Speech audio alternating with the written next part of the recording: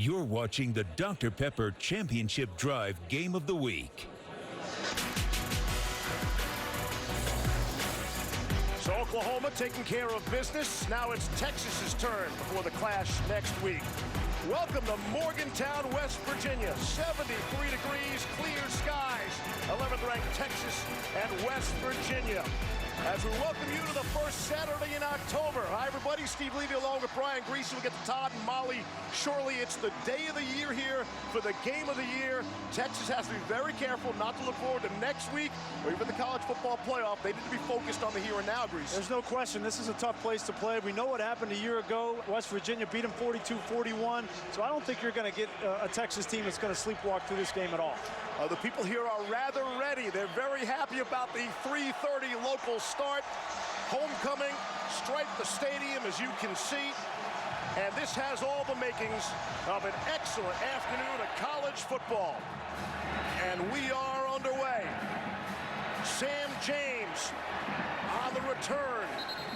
And he will set West Virginia up at the 25-yard line. Austin Kendall, his background as a backup is rather fascinating.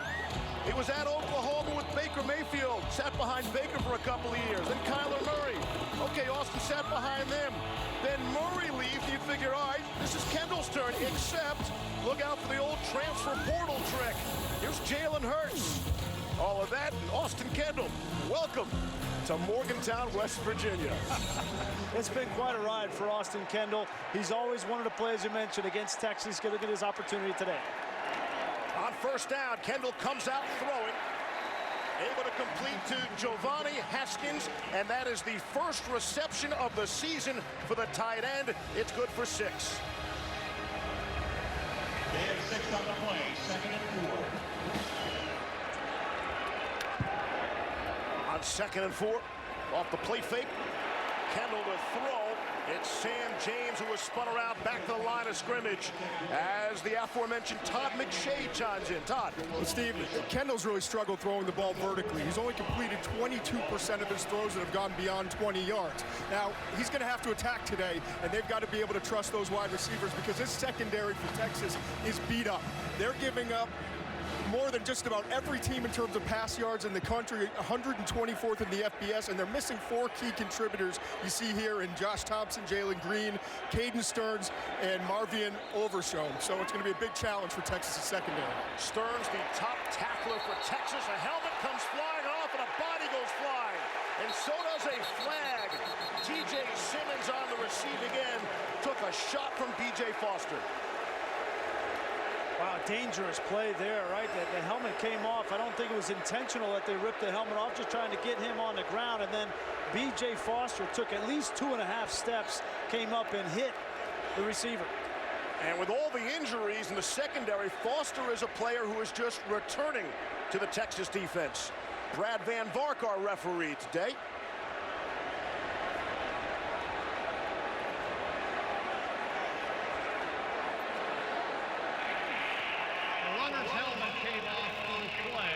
Therefore, that killed the play and made the ball dead.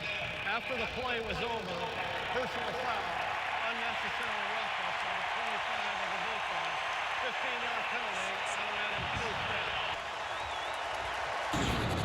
This is absolutely the right call.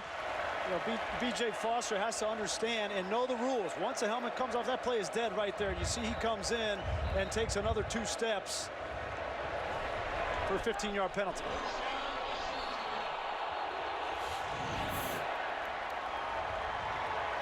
Good start for West Virginia now right at midfield. Looks like Austin Kendall with a couple of completions early. Get him in a rhythm, get your passing game going at Giovanni Haskins, as you mentioned, a tight end, and begin to distribute the ball around. At midfield, Kendall to throw. Flag comes in, going for Sam James. Deshaun Jameson on the coverage. We'll check that marker.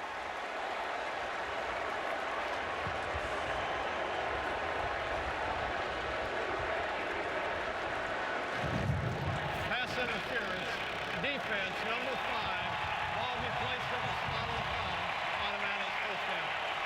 I think you saw that left hand for Deshaun Jameson kind of pull on the jersey of James. He was in great position really didn't need to tug on him, but that's what's going to happen with Texas. With so much youth in the secondary, especially at the corner position, you're going to have some of those calls. From the 44 of the Longhorns.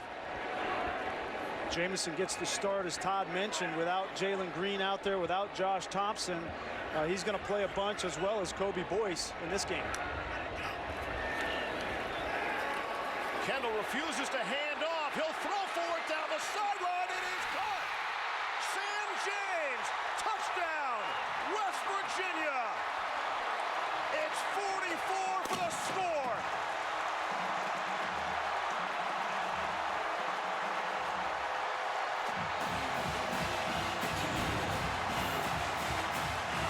Great effort on the end of this play. Let's see if this ball touches the ground. He gets his hands under it.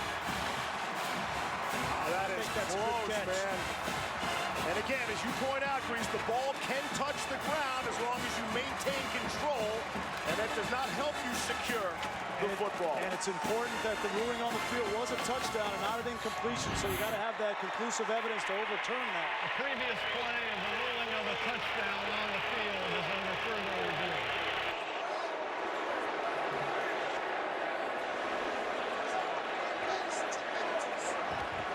We talked with Austin Kendall coming into this game and Neil Brown, their head coach, that when they had the opportunity, they had to take shots downfield. The weakness of Texas defense, at least right now with all the injuries, is this secondary. And Todd mentioned it. You have to attack when you have the chance. You see the defender, B.J. Foster, in position, never found the ball. Sam James did a great job getting his hands under it. That ball did touch the ground, but it didn't help him make that catch. I think that's a touchdown. James, the leading receiver for the Mountaineers in receptions and catches and their yardage this season. What a catch, going vertical and beating B.J. Foster, who might have been thinking about a previous flag. West Virginia runs 4 plays on offense, all 4 passing plays, and aided by the 2 penalties. And exactly the way that Neil Brown wanted to start this football game. Take advantage of your home crowd, get them into the football game, throw the ball with Austin Kendall, get your best receiver into the game in Sam James. After reviewing the play, the ruling on the field stands as called.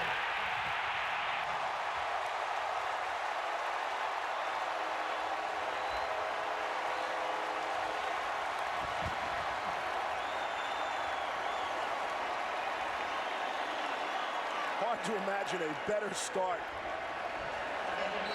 on a picturesque day here in Morgantown. Evan Staley, the junior, is on for the extra point. Perfect on the season, 11 for 11. And West Virginia draws first blood.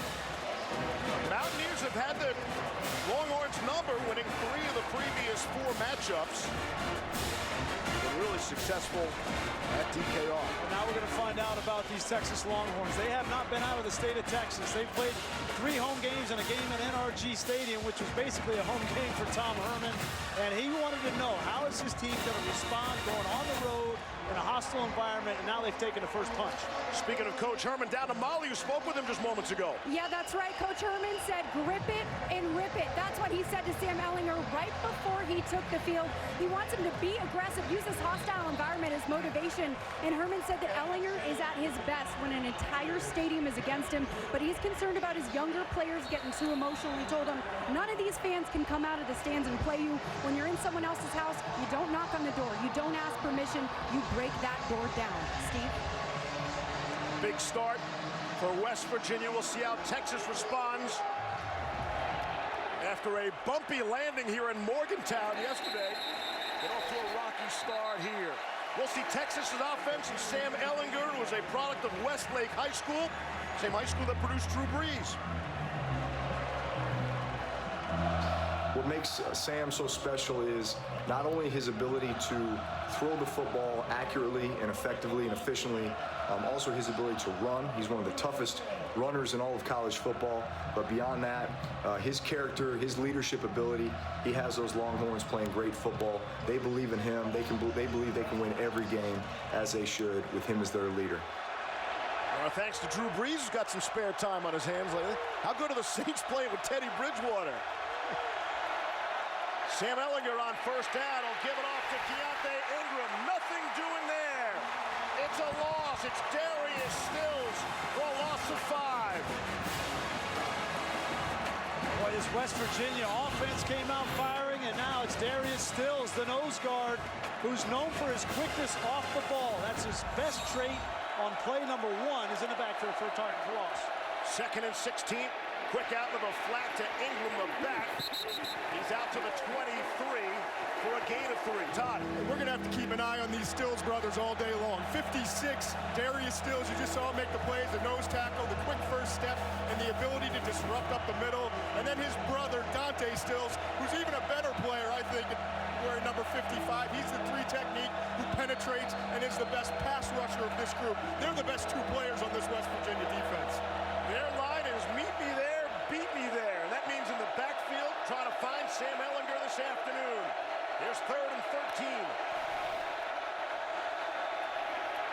Pocket breaks down. Ehlinger to take off and run for it. He's got the first down, lowers the shoulder, and gets some more. Out to the 40-yard line. Gain of 17 for Sam Ehlinger. Well, Drew Brees just mentioned it, right? He's been throwing the ball much better, but this is what Sam Ehlinger has always been able to do. Use his feet and be physical and finishing runs in the secondary. Texas converting on nearly 60% on 3rd down, 2nd best in the country, behind only Air Force coming into play today. Ehlinger with all sorts of time. Take a deep shot, middle of the field, and a lot of traffic. No flags. Brennan Eagles the intended target. Josh Norwood is there. Josh Norwood playing that deep free safety position, was not fooled, had the speed to get back in position, and incidental contact. Because Norwood looked back for the football, they're not going to call him for incidental contact.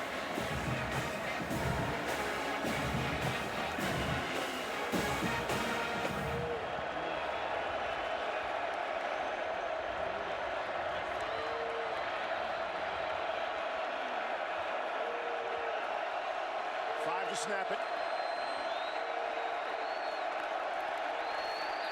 They get that off. No, they didn't. Here comes the flags. It wasn't a delay of game because it did not come from the back judge. It came from the head linesman. Ball start. Offense, number 66. 5-yard penalty. 2nd down. I think Derek Kerstetter knew that the clock was ticking down. Sometimes those linemen will look up at the play clock and they know that you got to snap the football. But that one there was on Ehlinger. You got to get the play called, get it snapped, get going.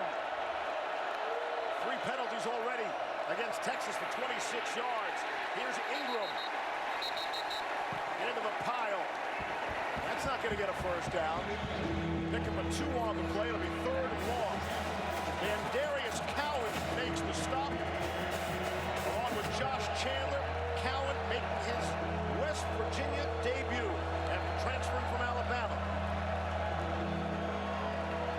This crowd is in a lather early in this game on a big 3rd down. Sam Ehlinger needs to be careful.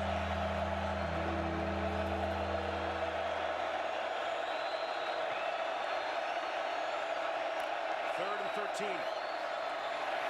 West Virginia rushing just 3. In the middle of the field, Devin Duvernay. Josh Norwood the stop, and he has it. He got 16 on the play, needed 15. Great read from Ehlinger. You see, he looks right initially, and it comes back to the middle of the field. Trust that Devin Duvernay is going to be in that position, because if he's not, that ball goes right into the hands of Josh Norwood. And why wouldn't he trust Devin Duvernay? He's got more balls than any receiver in college football this year. No Colin Johnson for Texas.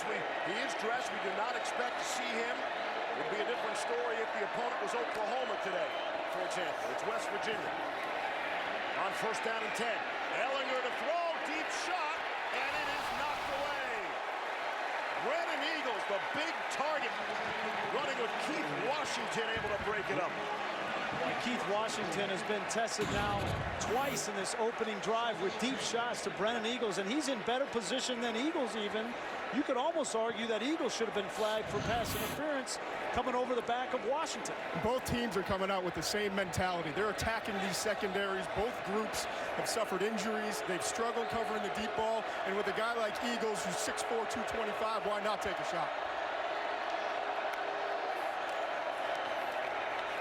Try the ground game to Ingram. 3 on the play. 3rd down. Keith Washington made the stop there, along with Tykeet Smith. West Virginia really relies on their 2 corners, Washington and Akeem Bailey. They have played virtually every snap this season. Last time, 3rd down situation, Texas. Ellinger's feet killed West Virginia. You got to cover the receivers, but you also have to account for Ellinger. Mountaineers only rushed 3 last time as well. See if they bring a little more pressure. And this is the spy on Ellinger right here. Rushing 3 again. Ellinger has all sorts of time, and it is caught.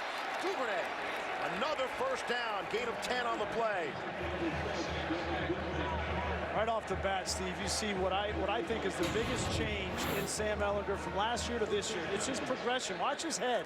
He's looking right, not there. Then he comes back over the middle of the field, shows patience, finds the open receiver. If you give him time, he's not just going to bail out of there with his legs. He's also going to beat you with his arm this year. Duvernay among the leaders across the country in 3rd down receptions. There's one there. 10th play of the drive upcoming.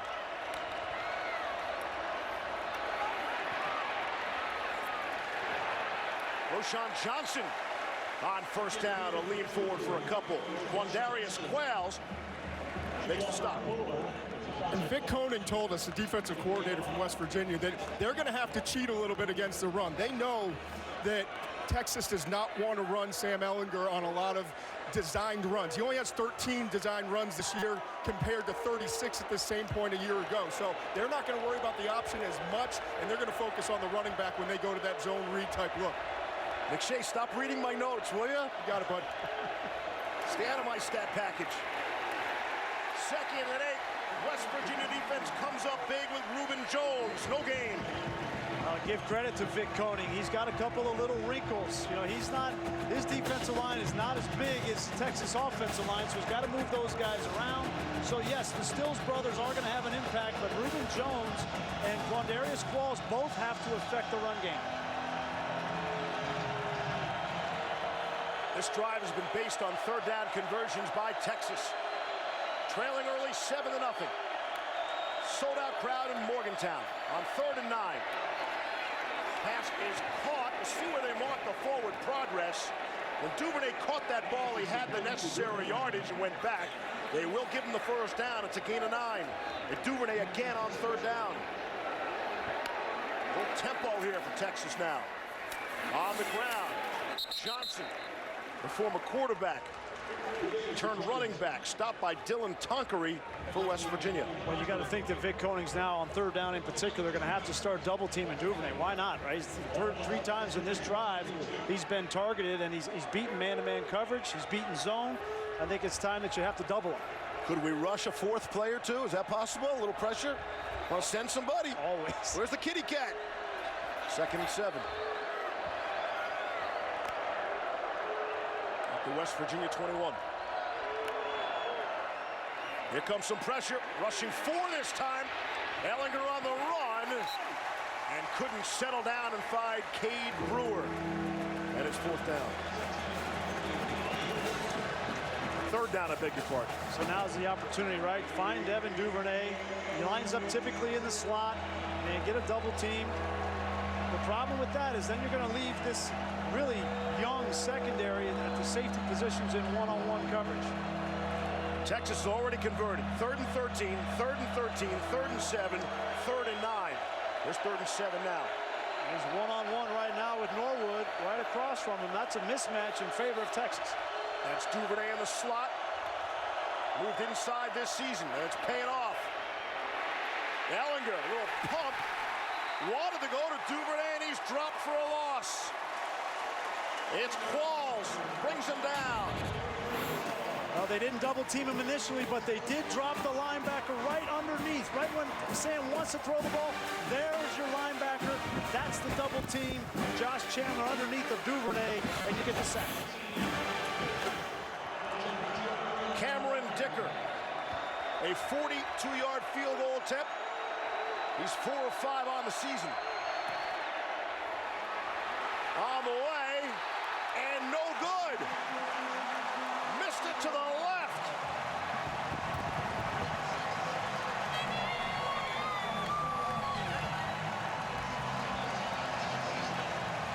And it's all going right early on for the home team. Snap and plays good. Just pushed it to the left.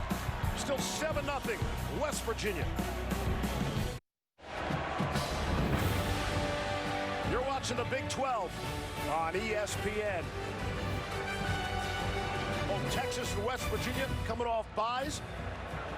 When we last saw the Mountaineers in action, back on the 21st, won at Kansas 29-24. Texas had an old-fashioned shootout at home against Oklahoma State, winning 36-30 off the missed field goal. West Virginia comes out firing, and it's intercepted. Kendall is picked off by Deli Adeoye. And there's your first turnover of the game. You want to be aggressive. You want to push the ball down the field. Your quarterback's feeling it. Had a nice touchdown pass on the first drive, but you force this one. Right when he goes to throw it, he's trying to fit it right behind that linebacker, and that's just too tight, especially in your own end of the field, to take that risk. Austin Kendall hasn't played a whole lot of football, right? This is his first opportunity. He wants to make a statement against Texas, but he makes a mistake. West Virginia refuses to run the football. They have yet to rush today. 5 offensive snaps, and they put it in the air every time. That time it's picked off. Chance for Texas to capitalize on the turnover as they start at the 27 of West Virginia. Keontae Ingram is set back. Ingram will rush right up the middle. Halfway towards another first down.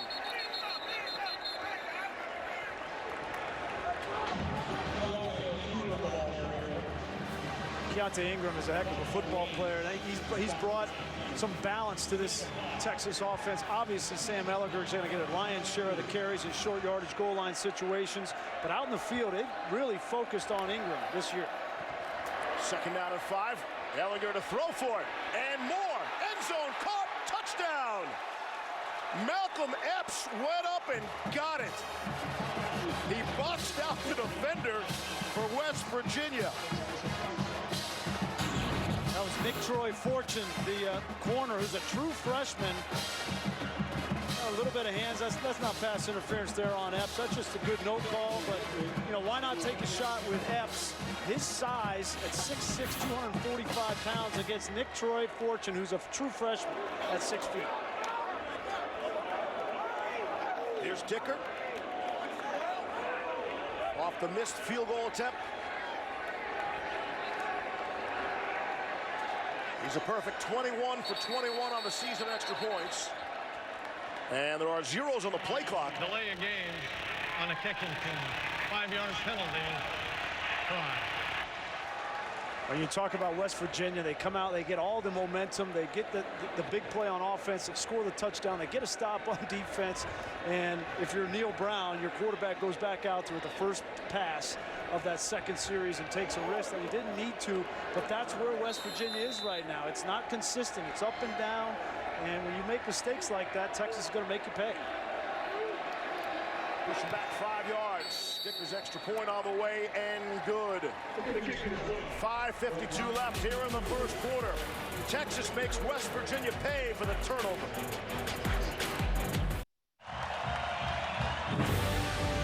College football on ABC is brought to you by Dollar General. Save time, save money every day on tailgate favorites from General Mills and Pillsbury. Make the most of family time with Pillsbury. Did you schedule your homecoming with Texas in town? Yeah, not ideal. Right? Really want to get that kind of attention? Hey, Florida's doing with Auburn in town. Yeah. Same kind of deal. Maybe that's a new trend. Parade held last night from downtown Morgantown. Taco Bell celebrating student sections and passionate fans like these by awarding the Live Moss Student Section of the Year. The West Virginia Mountaineers Student Section already on the national watch list. Go to ESPN.com/Taco Bell to see how your school can compete or get the committee's attention by using the hashtag LiveMoss Student Section Contest. I love the stripe out here today. It's really cool looking. Very cool. Usually you have your homecoming opponent as somebody with a north, south, east, or west in it. Not Texas. Here's Sam James. Had a nice return earlier. Has another nice return. He is running over people. Out to the 39-yard line. Blasted Dicker, the kicker. As we send it back to Cassidy Hubbard for the first time. Thanks, Steve. This Big Play Studio update is brought to you by CarMax. To the swamp, first possession for Florida. Kyle Trask to Freddie Swain. Nice grab, then finds the gap and dusts everybody for the 64-yard score. Gators up 7-3 on Auburn. Oklahoma, Kansas finished up over on ESPNU. Carter Stanley to Steven Robinson. The Sooners would win that one 45-10. Steve, Brian, Todd, back to you. All right, Cassidy, thank you. So that was a similar sort of trap game for Oklahoma. Had the focus, no problem there with Kansas. Well, Kansas had a 7-0 lead in that game. Got a stoppage of play here. That was a 30-yard return for Sam James. They're going to look at the end of the play. And again, that's Dicker, which happens to rhyme with kicker. And Dicker lowers his helmet.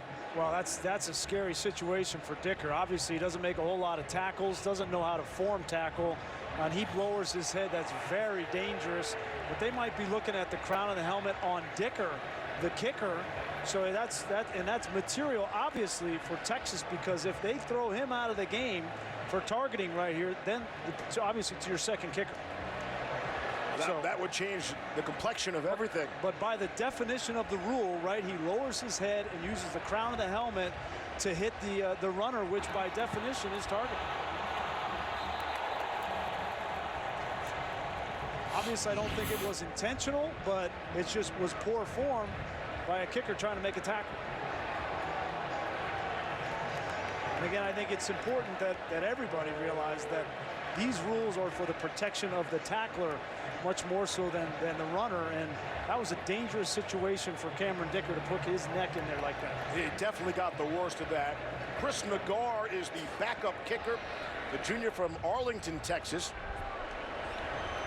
Here we go. After review, there is no foul for targeting. First down, West Virginia. Can you get Rogers on the horn, please? He's texting us as we speak, Rogers Redding. You know, I was wondering, that could have been history. Do you think a kicker has been ejected from a game for targeting? I don't know. I find it highly doubtful. Don't believe we've seen that. I tell you what, though, Tom Herman just exhaled. Wow. Interesting start to this one in Morgantown. And again, West Virginia refuses to run the football. They pass it to Alex Sinkfield out of the backfield. It's a gain of 2. Brandon Jones makes the stop. Neil Brown was named head coach at West Virginia back on the 5th of January, this being the 5th of October. I did the math for you. That's 9 months. You could make the argument his era really starts here today at home. There's no question. I mean, they're 3-1, and they had an ugly loss at Mizzou, but they didn't play very well. They come back, and they've beaten some good teams. They beat NC State in a tight ball, and then last week they beat Kansas. So 3-1's a pretty good start. Texas on the blitz, picked up, and a crushing hit from B.J. Foster. And a flag comes in now. Boy, and B.J. Foster, he may have hurt himself. That was Kennedy McCoy out of the backfield. Yeah, you see, he's up in the top of his neck there. That's normally when they get a stinger. When you get a stinger, that's what you feel tingling in the top of your neck, and that's exactly why they don't want these guys lowering their head in these situations. And again, Foster is just returning from injury. Personal foul, targeting, defense number 25. That play is under further review. We're going to take a couple looks at it. The injury to Foster had been his hamstring. This potentially is much more serious. Well, he's been out with a hamstring since the LSU game, and come back and take a look at this. He lowers that head. And this is material because Texas already playing without 4 players in their secondary. Welcome back to Morgantown. Take a look at B.J. Foster's helmet. See how his helmet goes down, and that's the first thing that hits the receiver. Very dangerous situation for him. He comes up with a stinger.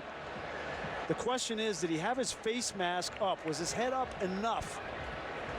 Because he didn't hit in the head or neck area, so it would have to be a crown of the helmet foul. After review, there is no foul for targeting. Third down. And I think that's a situation there where you're not hitting in the head or neck area, so you're hitting the body, and the only question really is he using the crown of his helmet? I think they felt like enough of the face mask was up. That could have gone either way. Foster is in the injury tent right now being attended to. Montrell Estelle is in. They took that targeting call standing out of the language.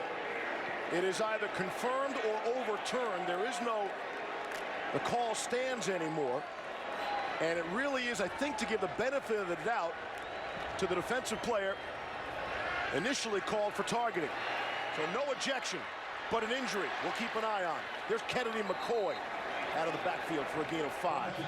Well, it's worth mentioning, we don't know if B.J. Foster is going to be able to come back into this football game. I think they'd be very cautious with him with that injury. Obviously, to come back into this football game, you know who they're playing next week, but they're already without Caden Stearns and DeMarvion Overshown, as Todd mentioned off the top, at that safety position, playing without 2 more corners. So this secondary has been decimated for Texas. Josh Groudon will punt it away. Brandon Jones is back deep. They'll let it bounce, and it will be downed inside the 1.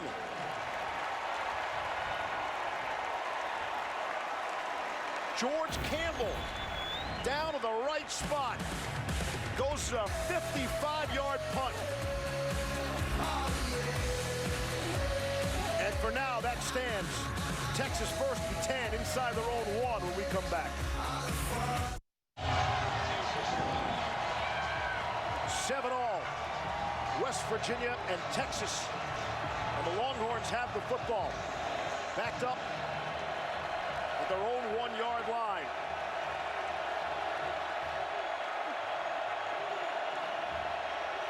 Closed end of the stadium. Ellinger with some time throws, and it is caught. It's Devin Duvernay. Who else?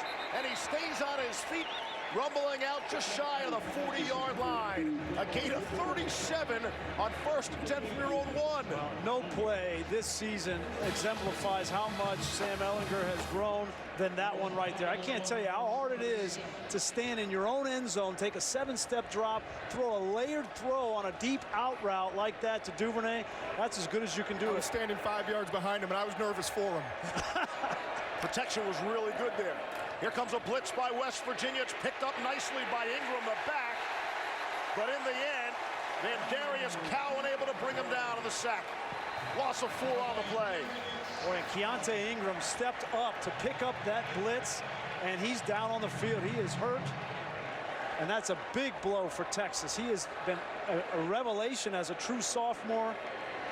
You're going to see in this blitz pickup situation a big linebacker coming through the middle. You got to put your face in there, and Ingram's not a small guy by any stretch, but he's in obvious pain. Running backs have been, the health of running backs for Texas has been a real issue. At one point, the running backs were practicing in green jerseys. They could not afford to lose any of those backs. You see Ingram gives the old college try. He goes in there, and sometimes you'll just go in and cut that linebacker, especially if he's bigger than you, but he decides to stay up and look like he was favoring the left side of his body, and he's up now running off the field. It's a good sign. You mentioned the injuries. Kirk Johnson, Daniel Young, Jordan Whittington, who's a true freshman who they're really excited about. Has been battling a sports hernia. And we're going to get a heavy dose of Roschon Johnson now, the quarterback. He's a true freshman that moved unselfishly to running back. We're going to call on him now. 2nd down and 15 with Ingram off.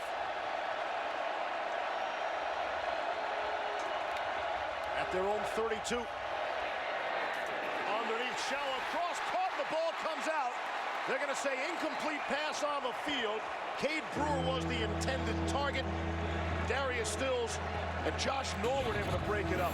Josh Norwood makes a great play here. You don't want these safeties to hit up in the head or neck area, so this is what's going to happen.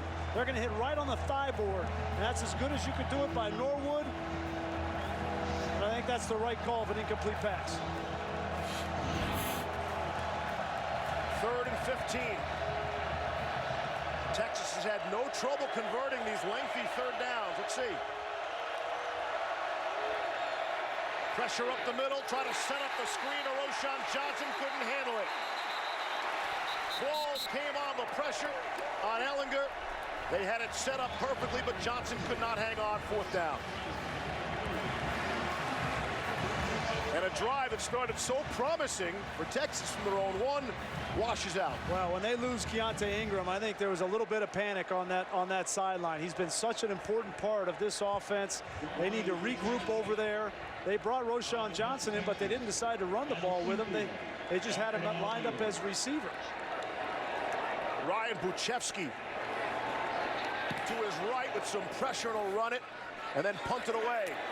Alex Sinkfield on the return, and he's taken down at the 24-yard line.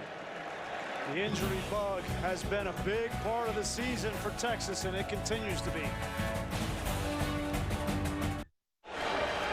Welcome back to West Virginia. It is a full house in Texas's medical tent right behind me. Running back Keontae Ingram is in there.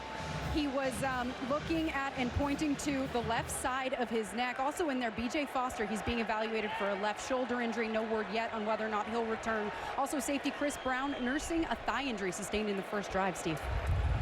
Need a bigger tent. A team meeting in there. Miley will keep you updated on all the injury news. If I'm West Virginia, I try to run the ball 1 time. It's just 1 time. There you go. And here it is. Kennedy McCoy. First carry. There you go. On 1st down. 1st down yardage. Joseph Osai the stop, but not until McCoy had a gain of 18. Well blocked. Yeah, nice job by this offensive line up front. We've got some young guys playing at the center and left guard positions, and Mays and Miter. Colton McKivitz, 53, is their best player on offense at left tackle. Here's McCoy. Make a few people miss, lower the shoulder, and fall forward for a couple. There's a flag down. Montrell Estelle made the stop, and again, he's in for Foster for now. Brad Van Vark has been rather busy this afternoon. Still 2.5 to play in this 1st quarter. Holding offense, number 18. 10 yards from the previous spot. Replay 1st down. Sean Ryan, a sophomore receiver out of Brooklyn. And Neil Brown is the head coach, obviously, but he's also the play caller from the sideline. He's got a small play sheet because he memorizes the calls.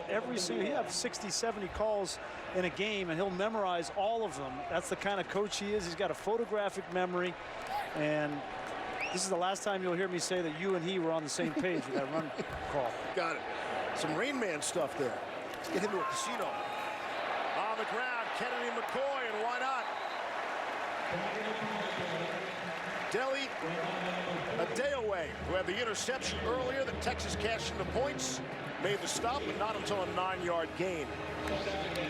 It's an important drive here for Neil Brown and West Virginia. Obviously, you had a frenetic pace to start the game. You get the touchdown, and you get the turnover, and they tie it up. And now we've kind of gone back and forth with some injuries, some targeting calls. West Virginia has an opportunity here right before the end of the 1st quarter to take back momentum of this game. 2nd down and 11. Here's McCoy trying to turn the corner, and he does. Good little burst of speed for the senior from Lexington, North Carolina. Gain of 4 on the play. This offensive line for West Virginia's got their hands full with the nose guards. Keandre Coburn right in the middle, number 99. He is a specimen at 340 pounds. He's just a redshirt freshman, but he is a man. If you don't know his name, you will after this game's over. He's the next great one for Tom Herman. When you look at the lineage that he's had, including Poona Ford, who's played way better than his draft status was coming out in the NFL, and I was reminded of that. But Coburn is a special talent. 3rd down and 7, final minute of the quarter. Some pressure up the middle. Kendall to McCoy, and that's incomplete. And it will be 4th down. The offensive line has been an issue for West Virginia. Even McKivitz called it a jumbled mess. He was really refreshingly honest. He said the older guys didn't want to play as hard as the younger guys. He said now guys are coming early to team meetings in the offensive line, and they've really gelled. Again, him and Wickline on the tackles were good, but the interior line, due to injuries and I guess poor play, now they've sort of settled things down and figured it out. It's been much better offensive line play the last couple of games. Brandon Jones will run a fair catch at the 18. It's a 38-yard punt.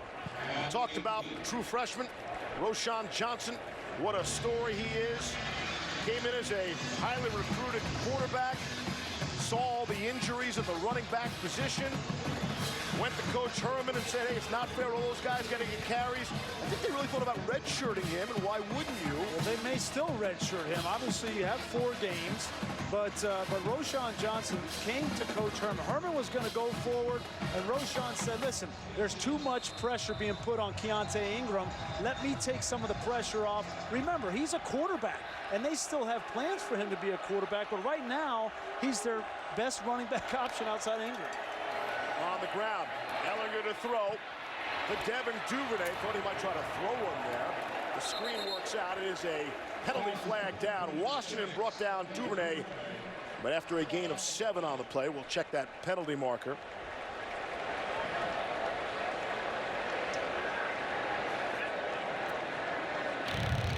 Holding offense, number 81. Half the distance to the goal. Replay, 1st down.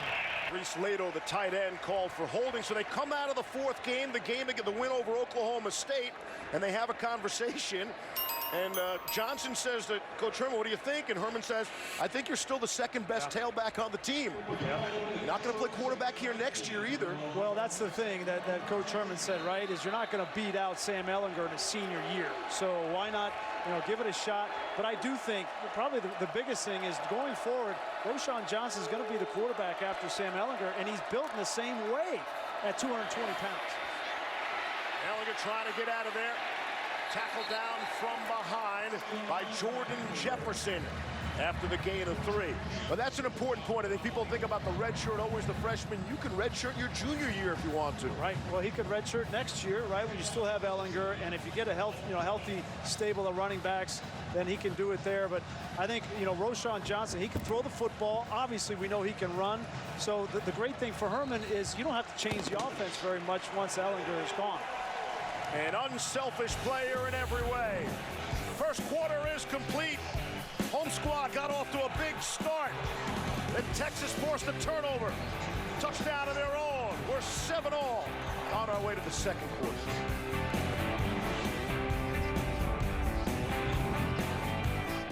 Cake News, always on your side.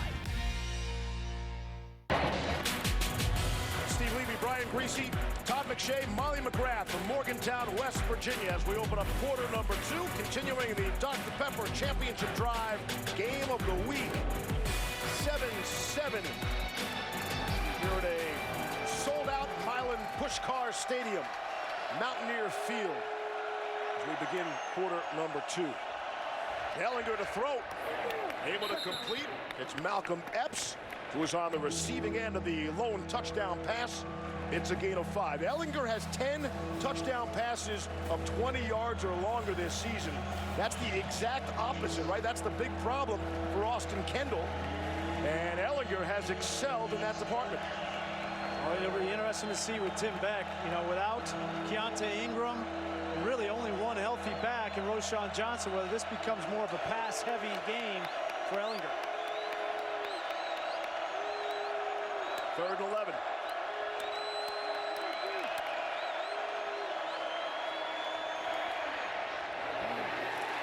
Too high, could not hook up with Brandon Eagles.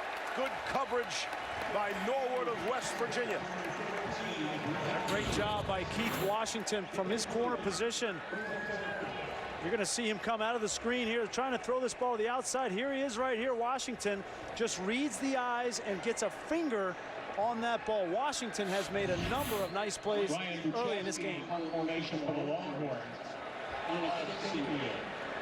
Back to return for the Mountaineers.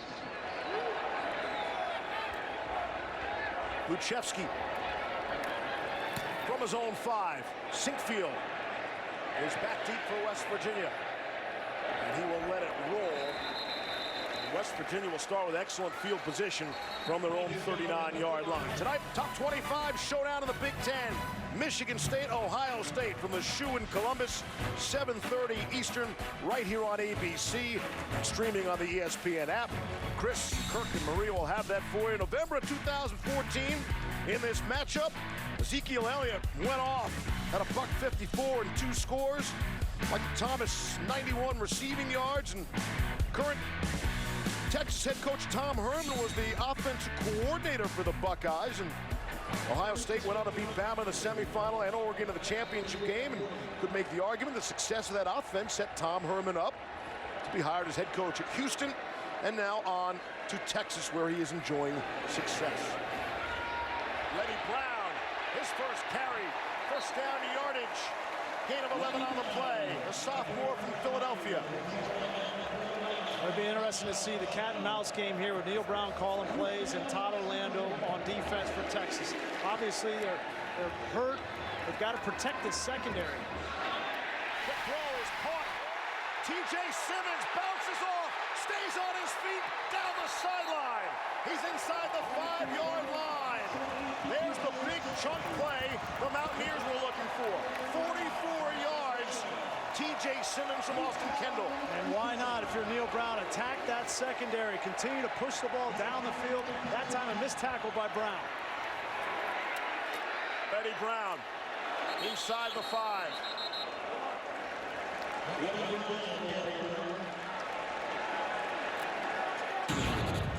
Let's see the pinball machine here. Well, this is Chris Brown, number 15, is playing a backup secondary position. Just comes up, tries to make a big hit, but doesn't wrap. How about Simmons staying on his feet there? Back to Eddie Brown. Just shy of the goal line. It's 3rd down. Gain of 2 on the play. And this is not going to be just easy pushing this ball in with Keandre Coburn, Malcolm Roach. Got to get the ball to the perimeter.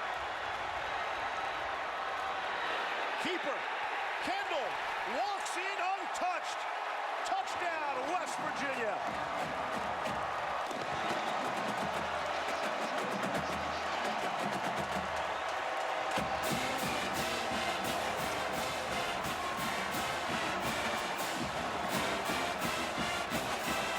Back and forth we go. Yeah, you got injuries for Texas, and you got a quarterback in Austin Kendall that's continuing to get more and more comfortable with Neil Brown calling plays, and all of a sudden, this looks like a little bit of a trap for the Longhorns.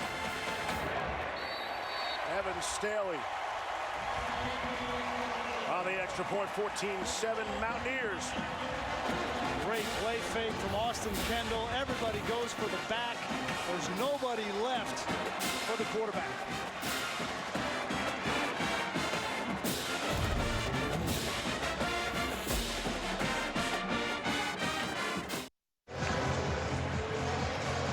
And the joint is jumping. They've striped the stadium. I'm not sure when I was in college, I would have been able to figure out what color to wear, what section I'm in. People here, one guy with white on. The people really are really good at following directions. You were always that one guy. I'd be the one guy in a white shirt. That's beautiful. That's a great scene here, and they're excited. Neil Brown's got a little buzz coming here in Morgantown at 3-1, and now up 14-7 against the hated Texas Longhorns. Have we seen anybody flash the horns down yet? Just a few. Get into that story as the afternoon develops, just in case you're not aware, wherever you're watching. There's Duvernay from the 15. Devin Duvernay picking his spots out to the 31. Set for an update. Back to Cassidy. Thanks, Steve. It's It's a messy one in the swamp. After the 5th turnover of the game, Florida capitalizing on an Auburn interception. Kyle Trask to Josh Hammond. Trask with 2 touchdown passes and 3 fumbles. Gators up 14-6 in the second, Steve. That is messy. So Gino did a piece on Game Day this morning, Grease, about Kyle Trask, and I did not realize it. He did not start a single game in high school. That was a great story Gino did, and what a credit to Trask, right? Can you imagine you're starting in the SEC and you couldn't start 1 game in high school? I put that on the coaches of that high school. Oh, they're feeling it right now, don't you worry. And you just made it worse, too, by the way. There's Roshan Johnson, the ball carrier on first down. It's a gain of 4. Vandarius Cowan makes the stop. Well, we talked about it. You know, without Keontae Ingram, it's going to be a heavy dose of Roshan Johnson. The question I have is, how much more is Tom Herman going to allow Sam Ehlinger to run the football? They've tried to protect him out in the field, not having him take so many hits, but they may need him in this game without Ingram. 2nd down and 6.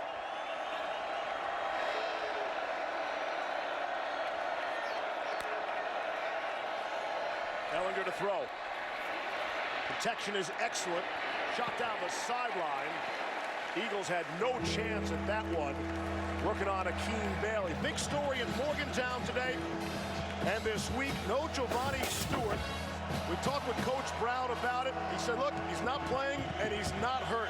Rather murky situation going on with him.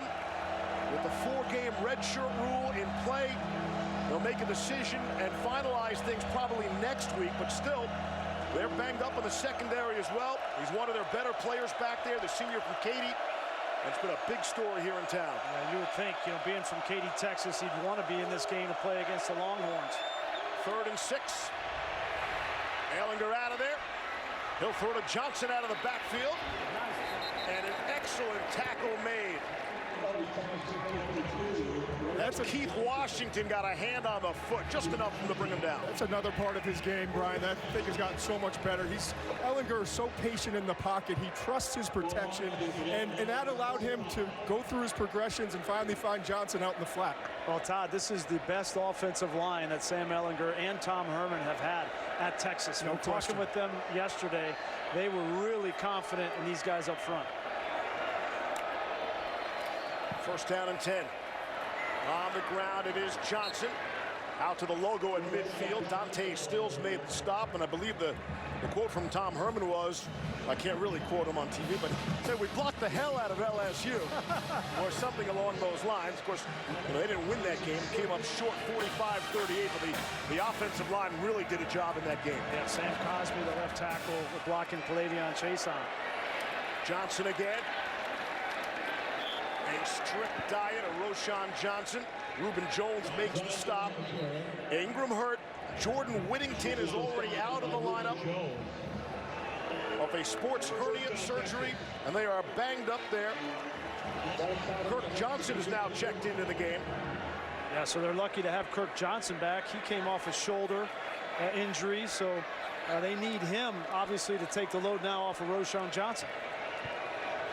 Johnson has yet to carry on the season. Daniel Young is potential to play in the game. He has 4 rushes this season. And Ehlinger to throw. Short hops it. Could not hook up with Marcus Washington, true freshman from St. Louis. Again, at one point they had 1 scholarship running back on the roster. That was Ingram. The running backs are practicing in the green jerseys. Is that a common? The running backs don't get hit in practice? That's how thin they were at the running back position. Yeah, it's been a problem. And the other problem that's starting to rear its head here is being on the same page with Ehlinger and these receivers on the outside. Obviously, he's in sync with Duvernay, but somebody else outside of Colin Johnson. Colin Johnson is a superstar wide receiver, but they don't want to play him today. They want him to be 100% healthy to play next week against Oklahoma. But some of these other guys need to step up. Brennan Eagles, we've seen him be off page with Ehlinger a couple times in this game. Washington's been not on the same page. They've got to get that worked out. So here's a 3rd down, and Duvernay is not on the field, has not been for this entire series. That's Washington in motion, top of your screen, for a 3rd and 4. Inside the 40 of West Virginia. trailing by 7. There's some Mountaineer pressure. Ellinger unloads and completes to Washington. Needed 4 and got 14. First down, Texas. Really smart there from Sam Ellinger. That's a big third down conversion. They gave free access to Washington on the outside. And what I mean by free access is the corner's not up in your face. He's deep. So just run a 5-yard hitch. That's all you need to get the first down and execute the play. Johnson remains in the backfield. Senior from San Jose. Back from his own shoulder injury. 9:20 to go in the half. At the West Virginia 25. On the ground is Johnson. Wrapped up, but Johnson will keep those legs churning until the whistle blows and picks up 7. There's nothing there, and he made 6 yards out of it. And West Virginia is substituting wholesale their defensive line. Last couple of plays, they haven't had the Stills brothers in.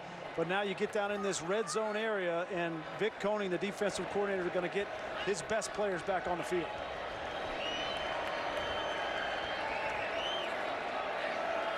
Koenig said he listens daily to Joel Osteen helps him with life's daily challenges. Here's a challenge here today at Texas Stadium. Handoff, beautiful hole. Roshan Johnson has first down yardage, gain of 6. Excellent block for the tight end, Cade Brewer. Yeah, great blocking up front. You mentioned Darius Stills. He gets off the ball, but it's a nice job at trapping him by Parker Braun, the left guard. Braun's been a nice addition to this offensive line. He was a first-team All-ACC player last year at Georgia Tech and transferred in, and he has made an immediate impact on this offensive line. See how good Texas has been in the red zone. Who needs field goals? They don't have any on their 14 trips. 12 touchdowns, no field goals, and turn it over a couple times on downs.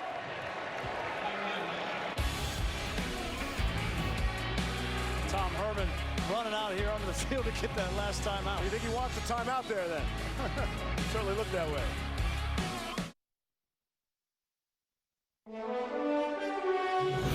College football on ABC is brought to you by Mazda. Feel alive. Pacific Life, 150 years strong. Protection and retirement solutions for your future. And Coca-Cola. Share a Coke this football season with your friends, family, and fans. Celebrating the 50-year anniversary of this Peach Bowl team. And Bobby Bowden was the offensive coordinator for West Virginia. He knew it'd be a mud bowl. He installed the wishbone 2 weeks before the game. Eddie Williams ran for 208 yards. The Mountaineers attempted 2 passes. 2. I was surprised. That's in that mud, I wouldn't have attempted any passes. West Virginia beat South Carolina 14-3. Here's Ellinger to throw. End zone, making it look easy. It's John Burt all by himself and in front of Keith Washington. And we're an extra point away from a tie game. Now, Keith Washington has played an excellent football game so far, but he just gets tangled up here. He's got one-on-one coverage on John Byrd, and for some reason, he's in a backpedal in the middle of the end zone. Why are you backpedal in the middle of the end zone? You can't run to the back of the end zone. That was just a mental breakdown from Washington, and a nice job by Ellinger identifying an easy touchdown. Here's Dicker, who was nearly ejected earlier in the game for targeting. You heard me right. Stayed in the game. 7:56 left in the half, and we're tied at 14-all. Today's Aflac trivia question. I'll wait. Aflac. Thank you. Who was the last transfer quarterback to win a national championship? Oh, transfer quarterback. Transfer quarterback to win a national championship. Okay, let's see, Cam Newton was a transfer. He won a national championship. Is he the last? Yes. I'm going to say. How much time are you going to give me? You going to jam me with this again? I'll give you till after the kickoff. All right. Don't look. Let's see, Alabama and Clemson. Let's go through the transfer quarterbacks there. No transfers to Clemson. I got it. Might be on to something. I got it. You're good. He started Florida State, ended up at Alabama. Did you cheat? Cheat? I don't know. Oh, you hide that thing from me now. You're pretty dishonest when it comes to the Aflac trivia question. 14 all. Be right. Reese has wandering eyes. Underrate the play of the half. Touchback. Bring it out to the 25. We won't make you wait that much longer. The last transfer quarterback to win a national championship. The answer is Jay Coker. Jay Coker. At Florida State, he backed to B.J. Manuel, then lost the starting job to Jameis Winston as a redshirt sophomore. Coker transferred to Alabama. He was the backup to Blake Sims for winning the starting job his senior year. We have that question for what reason? Because Austin Kendall, we think they're going to win the national championship? Or are we talking about Jalen Hurts? You were looking for the tie-in. Yeah, where's the tie-in? Not sure. See B.J. Foster, that's a good sign for Tom Herman, back out on the field at safety. Martell Pettaway in the backfield for West Virginia. And Kendall's going to keep it, and he will slide down. Austin Kendall all of a sudden thinks he's Sam Ehlinger. There is a flag down. Joseph Asai, does he look guilty? Let's see. After the player was down, personal foul, unnecessary roughness, number 4 to 6 of the defense, 15 yards from the end of the run, first down. Guilty as charged. Here's Molly. Well, Steve, Texas coaches are telling the secondary to focus on the fundamentals, saying wrap them up on contact or you're going to get beat. I'm seeing way too many missed tackles. And they also said, you see that last touchdown? See that as a wake-up call. We can't afford any mistakes. You guys need to respond here. Steve. Thank you, Molly. First down and 10. On the ground, here's Pettaway. Another first down for West Virginia. Brandon Jones came up to make the stop, gain of 11. Well, the recipe is there now for West Virginia to run the football because Todd Orlando is going to play it safe and protect his secondary. Going fast, T.J. Simmons. And the Mountaineers down to the Texas 21. And this tempo now by West Virginia is starting to take its toll. Texas struggled against LSU when they went super fast. It's Sean Ryan for a couple. Anthony Cook, the sophomore from Houston, stop after the gain of 2.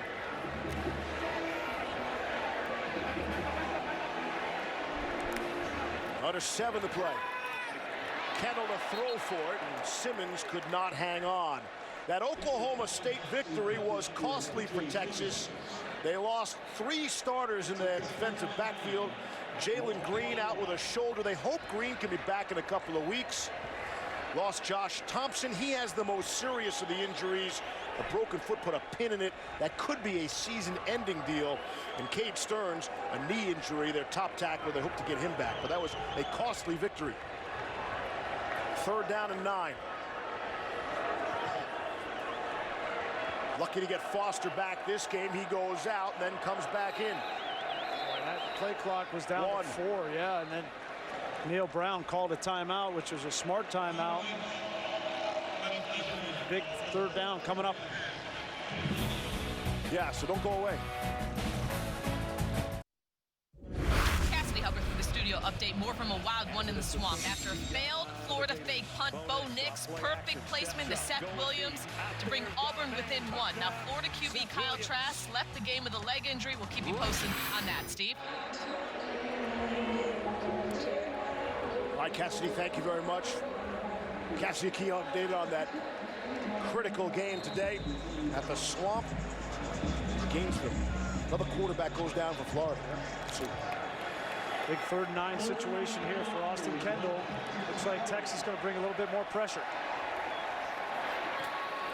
3rd and 9, running with Pettaway to the line of scrimmage, stays on his feet. He'll get a couple. Keandre Coburn makes the stop.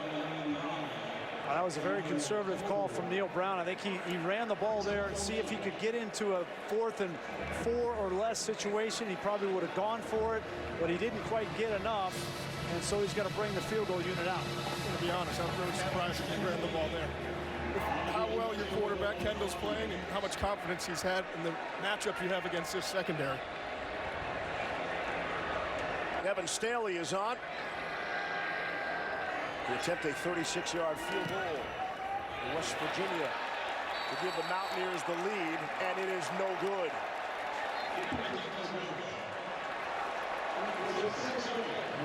Staley had made 17 of 18 in his career inside of 40 yards and made 14 in a row, but not this one. Yeah, now both kickers have missed early in this game. But what a stop there for Todd Orlando and this Texas defense, right? They've been decimated in the secondary. Haven't had really, the playmakers back there, but this might be one of those high-scoring affairs with all the injuries on defense. Texas got off to a rough start. They actually bounced on the runway here in Morgantown. They had a bumpy landing here when they arrived yesterday, and they're up against it here today. On offense now, trying to do something with Roschon Johnson. Good second effort by John. He's a fun player to watch, you can tell already. Gain of 16 on the play. As a former quarterback, this guy's got some leg strength. I mean, he's strong. You can see you don't expect that from a quarterback that's moving over from that position to running back. Hey, and Devin Duvernay is there, as you see, in the slot position. So he's back in the lineup for Texas. Todd does see how big Ellinger's legs are, right? I do. Okay. He's right next to him. Yeah. He should be able to see him. There's not many like him. Here's Ehlinger now. Throws and completes to Brennan Eagles. It's a gain of 3. Bailey on the coverage. Todd, looking at Ehlinger and Johnson next to each other, they're very similar, right? 1'6'2", 1'6'3". They're both over 220 pounds. They are. Ellinger's a little thicker, but you can tell with the leg strength, and they look a lot alike. Obviously, both mobile, and we've seen Johnson just in pregame, the ability to throw the ball. Yeah. Here's Johnson, cross midfield, first down yardage. He'll keep running for more. Gain of 14 on the play. Guzman and Bailey made the stop. What I love is his patience and vision. Look at this vision here. I mean, that's pretty easy to read, but to get north and south, to get skinny through the hole, to be able to understand the running game. Imagine when Roschon Johnson then goes back to quarterback. His understanding of the offense is going to be that much better. Blocking schemes, blitz pickups, and the running game. All those things are going to help him when he does go back, if he does go back to quarterback. Got a good guy to learn from, and Sam Ehlinger. Happy birthday, Sam. He turned 21 on Monday. I remember my 21st birthday. Spent it a little differently. Thank you, Todd. Sideline pass of beauty to Cade Brewer inside the 20 of West Virginia. And Texas is in business after a gain of 25. Give credit to Roschon Johnson again. Look at this blitz pickup. He stands in there and gives Ehlinger just enough space to fit that ball into Brewer on the sideline.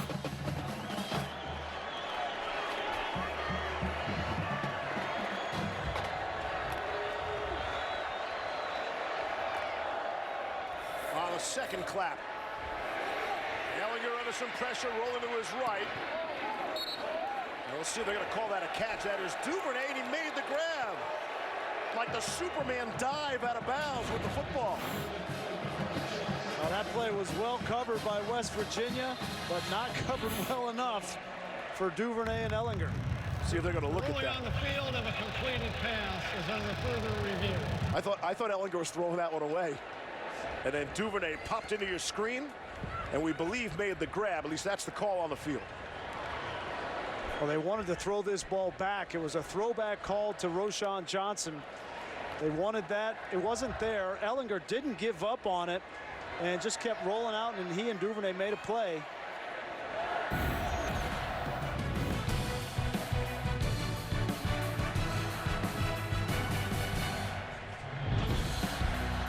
See, you got to check the catch. And where is he when he made the catch? That's a catch.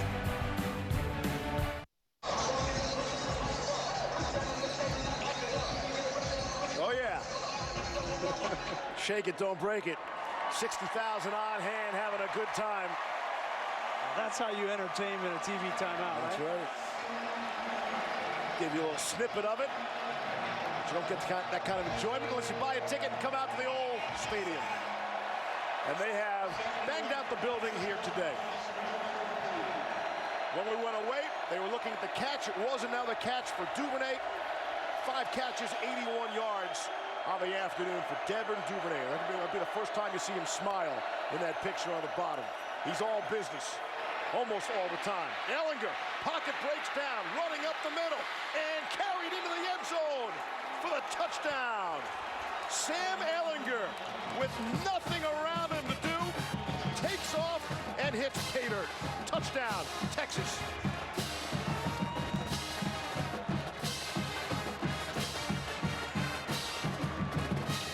Come on the road and you're in a tight ball game, a hostile environment, and you got to depend on your quarterback. And Sam Ehlinger's been up to the task. This play is beautifully covered by West Virginia. The only thing they can't account for are the legs of number 11. And if anybody is better in college football at finishing in the end zone, you want to show them to me? Tom Herman says he doesn't get enough national love, Grease. We're, after all the awards, the award shows, bowl season, where's the love for Sam Ehlinger nationally? He's earning some more of that today. Ehlinger's 20th career rushing touchdown, the 5th quarterback in Texas history to do that. Let's go back and take a look at this. Watch him go through his reads. He's got one read here, right, and then he's going to come here to 2, then 3, and then after all that's over, he's got this wide open field, and he makes that decision. That's impossible for a defense to defend 3, 4 routes and then still account for the quarterback. And if Sam Ehlinger can continue to play like that, I agree, he should be in the Heisman race. I think he's playing better this year. No question. I think he's become a more complete quarterback, and he's always been able to do the running, but now he's standing in, going through progressions and throwing more accurately. I've been impressed with how much he's improved from a year ago at this time. And Todd, you got to give credit to the offensive line too, because they're giving him time to go through his reads, whereas before, the last couple of years, he hasn't always had that time.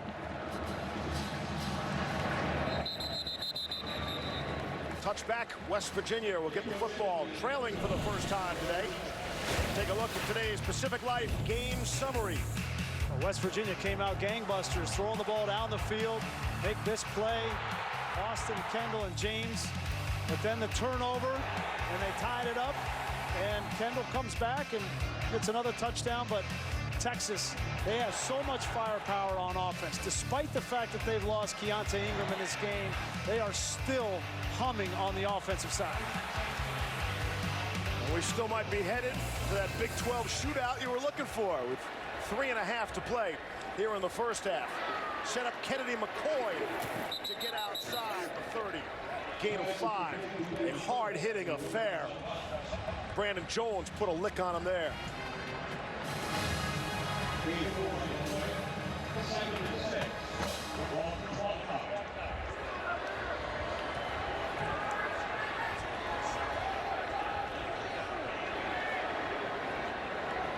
See the number on Kendall.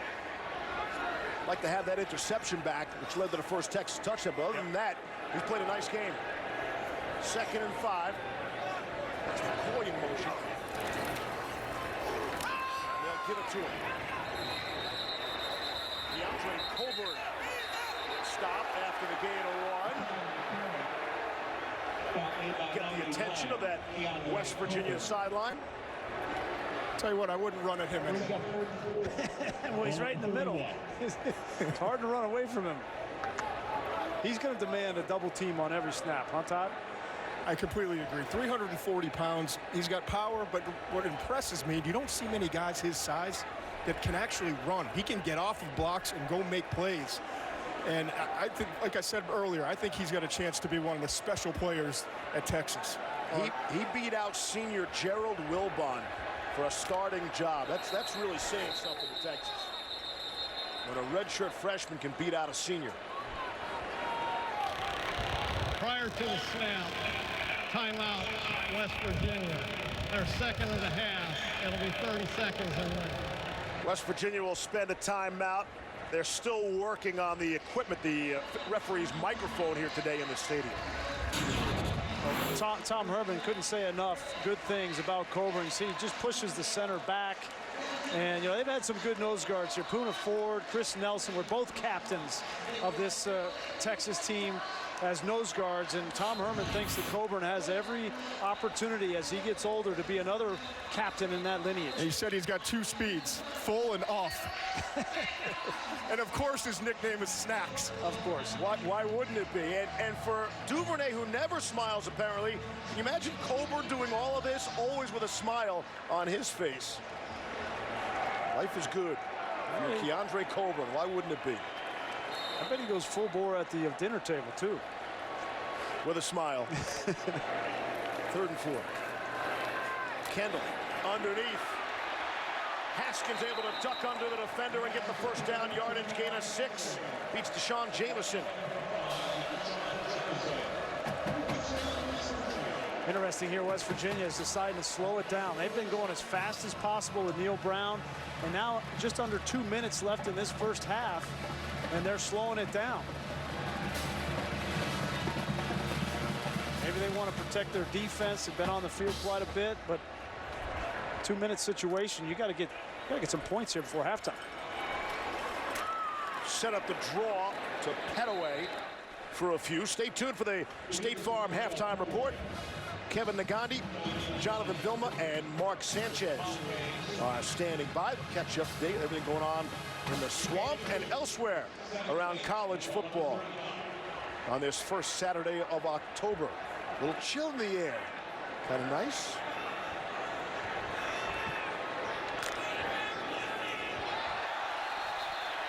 Texas was bringing people, or maybe just a person, in Jawan Mitchell. And he ran across that line. He crossed the line, Grease.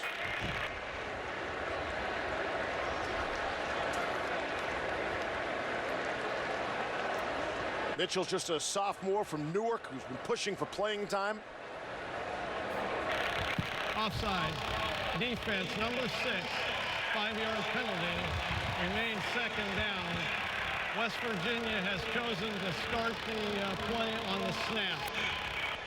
A little over-anxious is Jawan Mitchell. 7 penalties so far against Texas accepted for 60 yards. There's Petaway. Maybe got back to the line of scrimmage. Boy, this is a real conservative approach by Neil Brown before halftime. And I get it. You know, you just want to stay in the game here, but at the same time, you know, you're only going to have so many shots and so many possessions.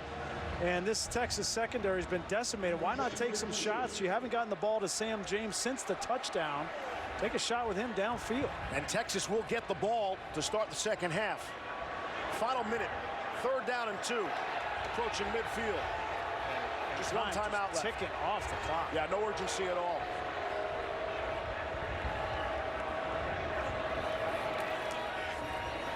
Kendall to throw. Able to complete. It is Sean Ryan, but he stays in bounds.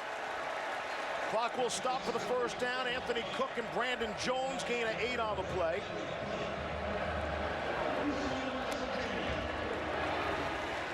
Evan Staley's career long is 49 if you were thinking about it.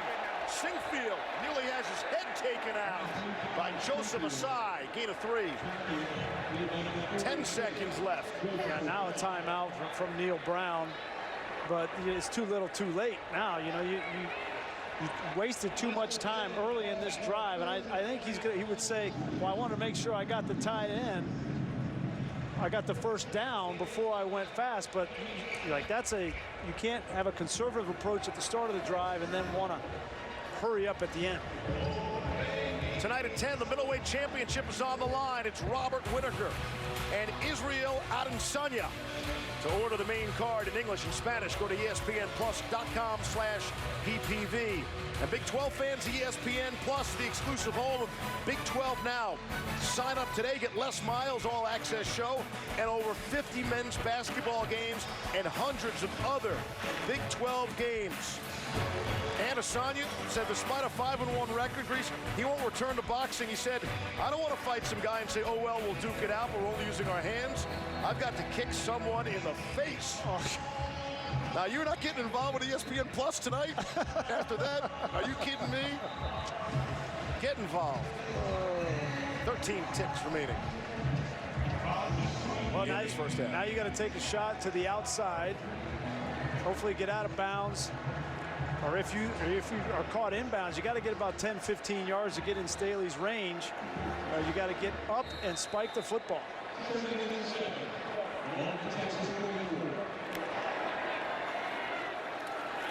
Here's Kendall. Good protection. Kendall running, throwing, and let's see. Sideline traffic and a catch. Sam James, what a grab. 4 seconds left, and the ball's the 30.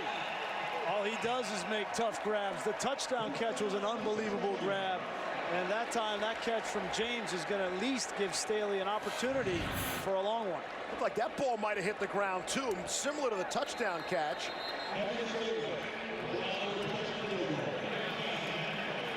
Here's Staley. And take a look at that last catch. Certainly looked, when we looked at it live, that it was a catch, a good catch from James.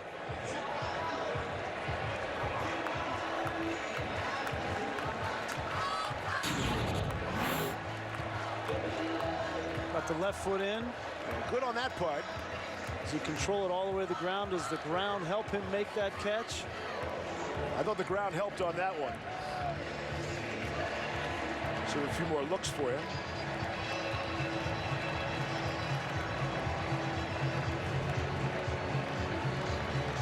I really can't tell from that angle. Not on that angle. But ball on the field is good for a catch. Yep. I don't see anything there that's going to overturn the call on the field. What a exciting first half of football. You know, West Virginia coming into this game, they had to be, if you told them at halftime you're going to be in a situation where you can attempt a field goal to make this a one-score game, I think they would have taken that. James doesn't do anything the easy way. He had a spectacular grab. He just referenced it, Grease, for a touchdown. And they had to take a look at that as well. The ball clearly touches the ground, but you can see there that's a good touchdown catch. He makes the catch regardless of the help from the ground. And how about on this one? Well, you talk about a redshirt freshman stepping up for West Virginia and for Neil Brown. You know, there's no more David Sills, no more Gary Jennings. Those guys are gone, and they're looking for playmakers, Neil Brown is, and they have certainly found one in Sam James. He's been their most productive skill player this season. No Marcus Sims, academic issues. Right. They lost a ton of talent on the offense. Trevin Wesco was a great tight end, got drafted, and obviously Will Greer. On the field of a completed catch, stands as called. Stands as called. You know, that was one of the more amazing things. I think this would be shocking. West Virginia had 5 players drafted in the NFL. Texas had 2. Yeah. Right? You would never think West Virginia would have more players in any given year drafted in the NFL. And 4 of them on the offensive side. Right. David Long was the only defender. So here's Evan Staley, which should be the final play of the half. 47-yard field goal attempt. Each team has missed a field goal kicking in this direction. And Texas will spend a timeout. Are we icing the kicker with 4 seconds left in the first half? Yes. Okay. Asked and answered. Thank you. Well, he's already missed one. Why wouldn't Tom Herman call the timeout? Got to be thinking about it. Missed a chippy. He missed from 36 earlier, again, down at the same end of the field. There's not a significant wind, but there is wind blowing in his face. The miss for Dicker was from 42, also at this end. Again, career long for Staley is 49. Hit a 44-yarder earlier this season against Kansas.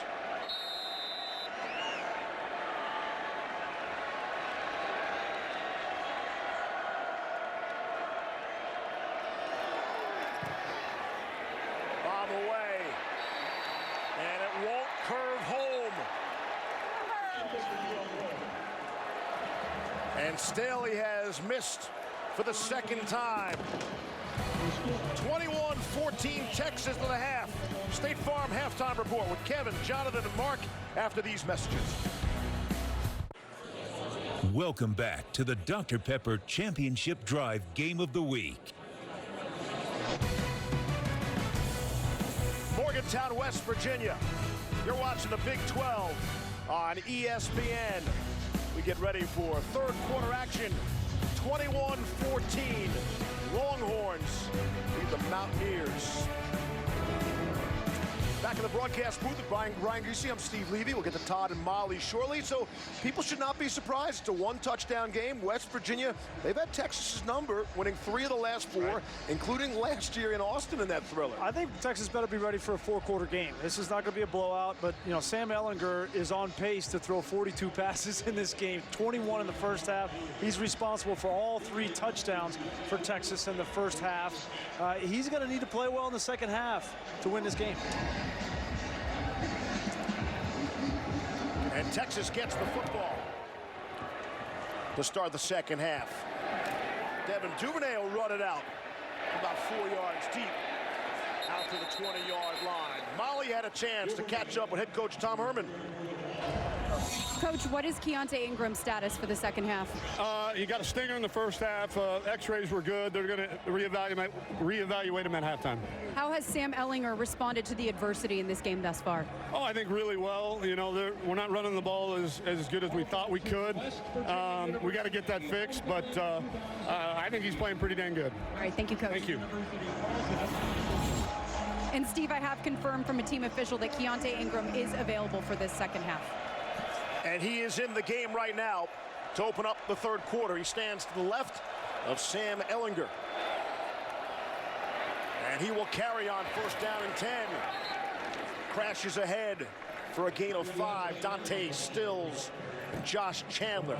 A stop for West Virginia coming out of the locker room. That's a great sign for Texas offensively to have Ingram in this game. Looked like he had a stinger in that first half, but he is a special player. They are excited about him, the true sophomore. They just worked him in a little bit last year, but really he has become the feature back in this offense this season. Put on 20 pounds, and at that age, in that position, that's a good thing, people, adding 20 pounds. Able to fight through tackles like that one from Quandarius Qualls, gain of 2 on the play, and bring up a third down. Talking with Tim Beck, the offensive coordinator, he said he's really hard on himself, Keontae Ingram, pushing to be the best he could possibly be. After he dropped that touchdown against LSU, he kind of went in the tank in that game, but since then, he has been outstanding.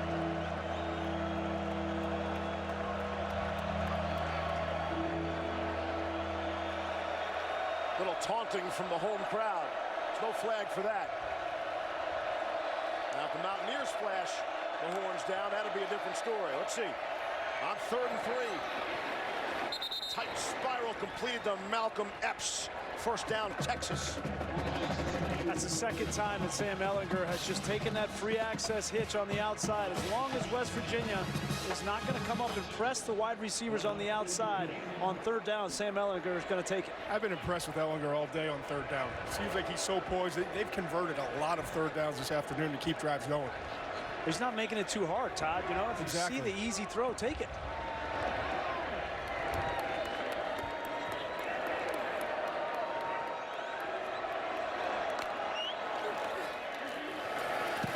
Ingram spun around and taken down. No gain on the play. Tyke Smith, the true freshman from Philadelphia, makes a stop. And Darius Stills, again, number 56 in the backfield. He's just so quick off the ball. And by the way, the guy he's beaten at the center position is a heck of a football player, Zach Shackelford. Second down and 10. Ehlinger will run for it and take a hard hit. Shouldered down by Dylan Tonkery. Gain of 3 on the play. And that's the hit that Tom Herman wants to avoid.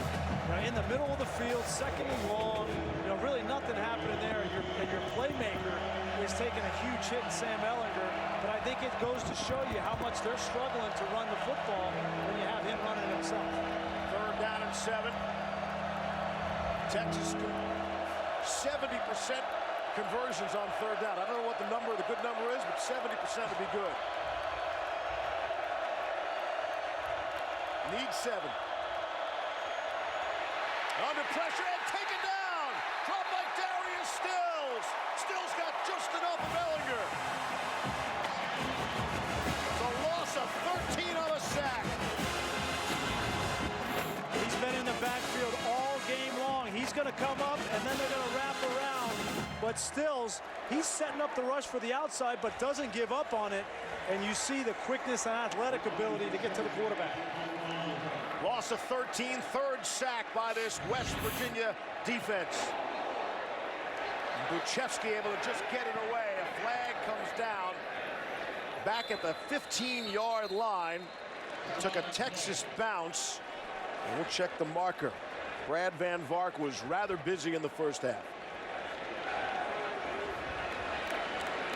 Well, that's exactly what West Virginia needed defensively, to come out after halftime and get a stop and give the ball back to Austin Kendall, an opportunity to go down here early in the third quarter and potentially tie this football game up.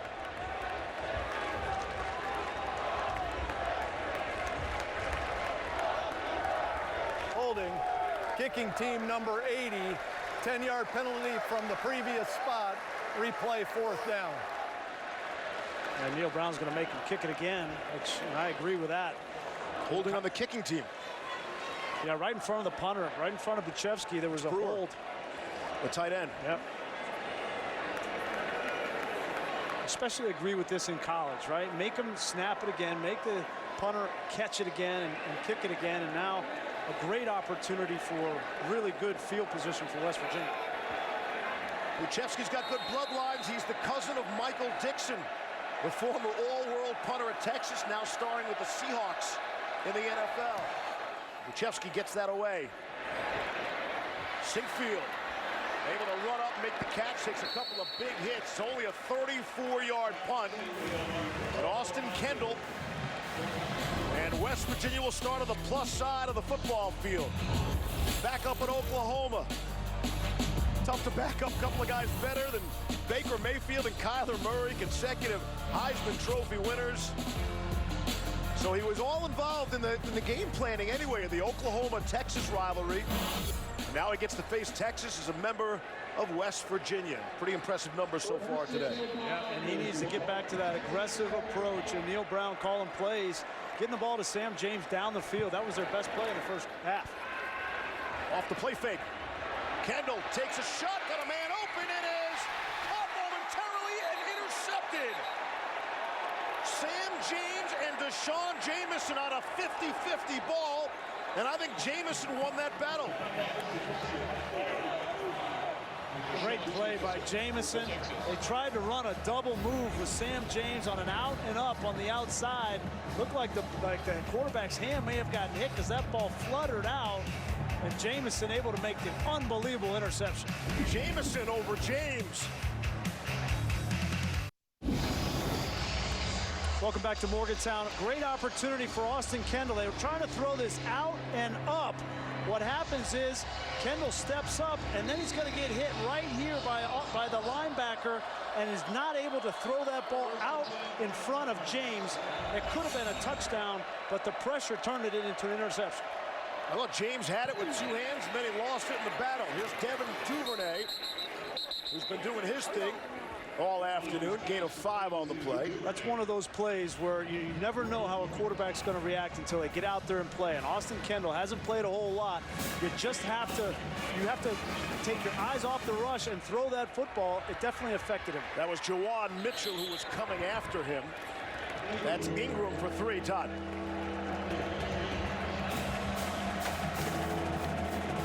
Just watching that play, it's unfortunate as a quarterback when you want it back. You go back and watch the tape. Kendall he didn't step into that throw, and when he looks at it on tape, he's going to say, ah, man, if I just drove my back leg and followed through, it's going to be 6. You got to take that shot. Bit of a low snap.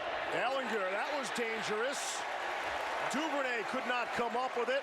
Keith Washington on the cover. Duvernay was looking for a flag. 4th down. Keith Washington, he gave up 1 touchdown in this game, but he has been impressive otherwise. He's reading routes, jumping on the outside. You know, he's 6'1" and 180 pounds. That's really thin for a 6'1" corner, but he's got great instincts. Hey, how about this West Virginia defense to open up the second half? Yep. They're going to get off the field again. Buchevsky from his own 10.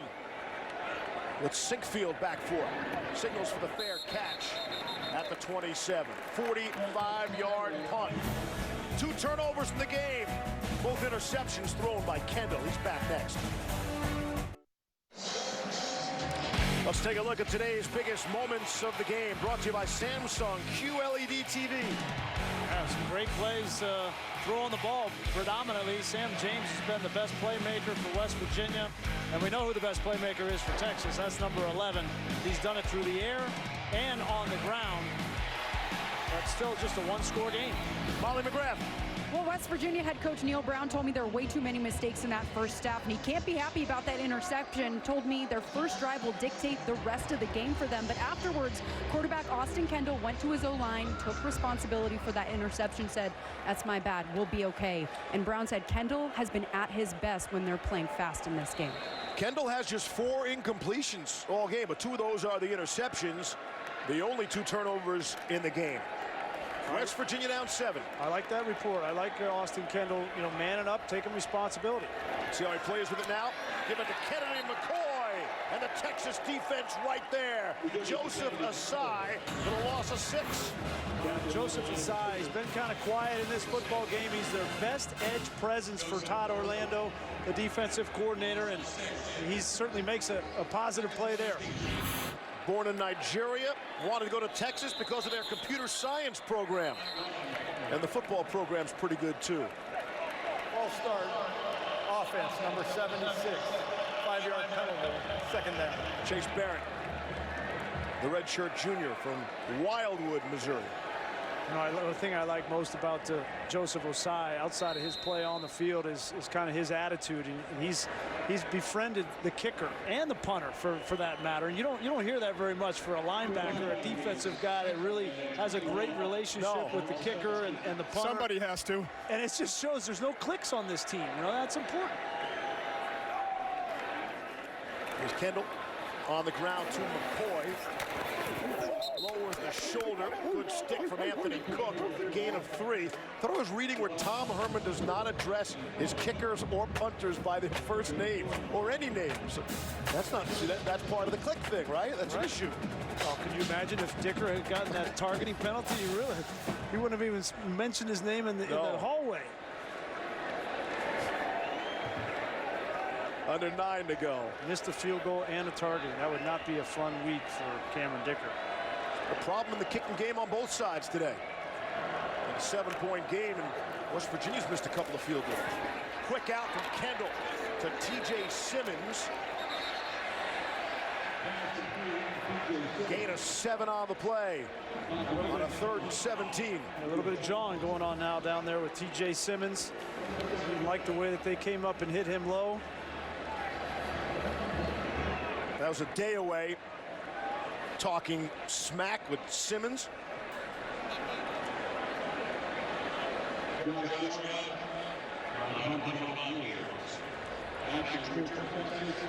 Graldin is back to punt.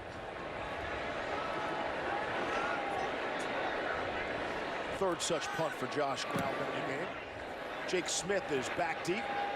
He will signal for the fair catch at the 26. Take a look at today's Crunch Time, brought to you by Cheez-It.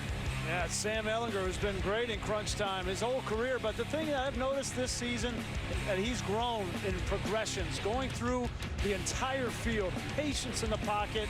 His mechanics have been flawless, and he's made conversions on 3rd down. Backed up in his own end zone, 5-man rush. This is the most difficult thing a quarterback needs to do, to throw from the foxhole underneath the shadow of your own goalpost, and a beautiful throw to Duvernay. Sam Ehlinger has grown in a lot of ways passing the football. We know what he can do on the ground, but he's been impressive today. Out into the flat to Jake Smith. Smith down the sideline. It's a gain of 8 on the plate. Jake Smith, true freshman from Scottsdale, Arizona. He's got 4 touchdowns this season. That's the most by, as you know, Grease, any freshman in the country.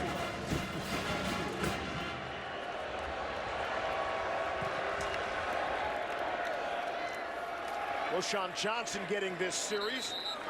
Give Keontae Ingram a bit of a breather. Reuben Jones to stop, gain of 3. I tend to agree with Tom Herman with respect to Sam Ehlinger. I don't think he gets enough credit nationally for how good he's playing.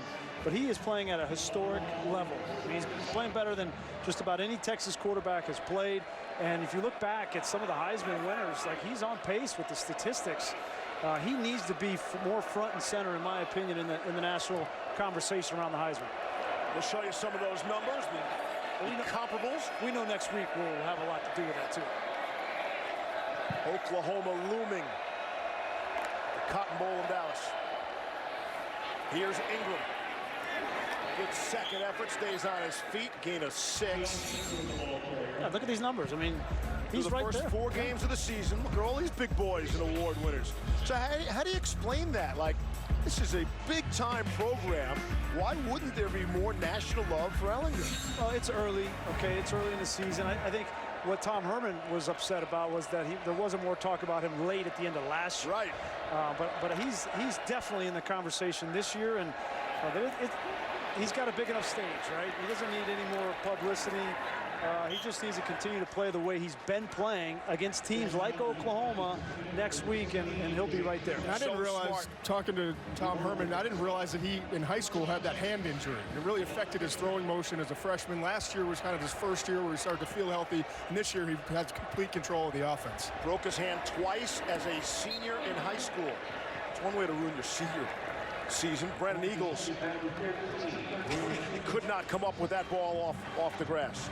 Never fails. You know, we talk about him, the Heisman Trophy, and then the next play, he throws one right in the dirt. Killed some bugs on that one. But you're right, the attention, Texas gets NFL-type coverage in Austin. All eyes. He deserves it, Texas. He deserves all the accolades. He's not only a great player, but a great person, too. On the ground, Ingram squirts free for 1 yard. Tonkery made the stop. Brings up a big 3rd down here. What's Vic Koenig, defensive coordinator for West Virginia, going to do? They've been great in the second half. They've gotten 2 stops when they needed it, but Texas has been 7 of 12 on 3rd downs. They've been on fire.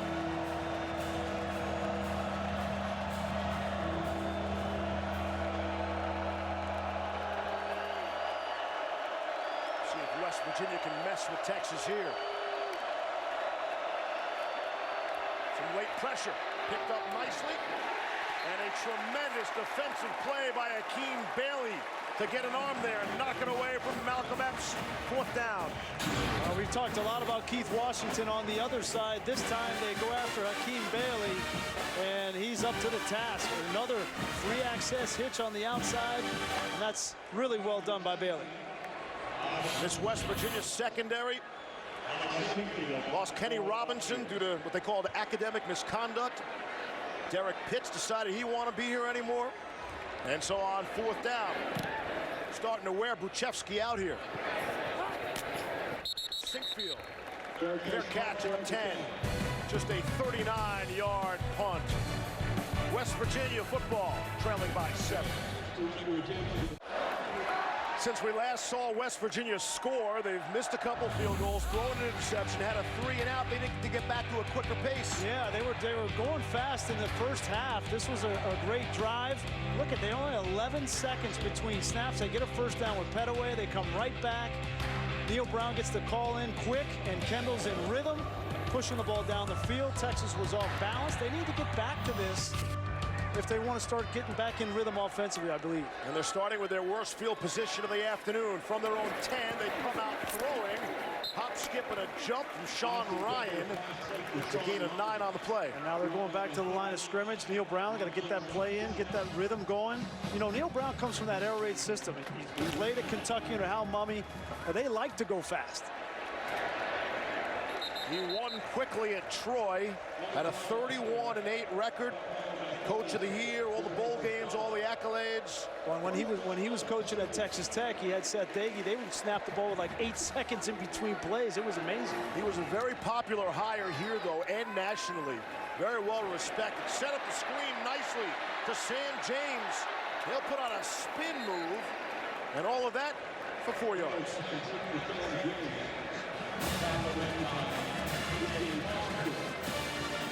The reason I like going up tempo, especially against Texas, is their best player, Coburn, the defensive nose guard, is 340 pounds, and that's tough on a big man to go sideline to sideline and keep up with that tempo. That's why he's on the sideline now. Kendall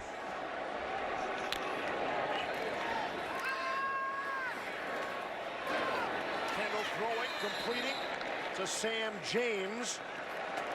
Joseph Asai made the stop. Tavondre Sweat is the replacement for now for Coburn. He's a true freshman from Huntsville, Texas. I think the only thing that's keeping Neil Brown from really ratcheting up this tempo is in the back of his mind, I think he thinks he needs to protect his defense, right? This is a great offense for Texas. His defense is young, and if you go real fast and go 3 and out, you put him right back on the field. That's the only thing that he's worried about. And that West Virginia defense has played very well. Sickfield the back, top of your screen in motion. Ball is knocked away at the line of scrimmage. Marquez Mimich. Mimich and Osai blitzing from the outside. May have got a hand on it. McCulloch may have got a hand there too, but Texas has really stiffened defensively since that second quarter. Give them credit, and they're doing it shorthanded in the secondary. 4th down and 3. There's Groudon, the grad transfer from LSU, back to punt. His 4th opportunity. Punt return has been an issue for Texas. Brandon Jones is back for it. Signal for the fair catch at his own 21. It's a 48-yard punt. Texas back to the offense, up 7.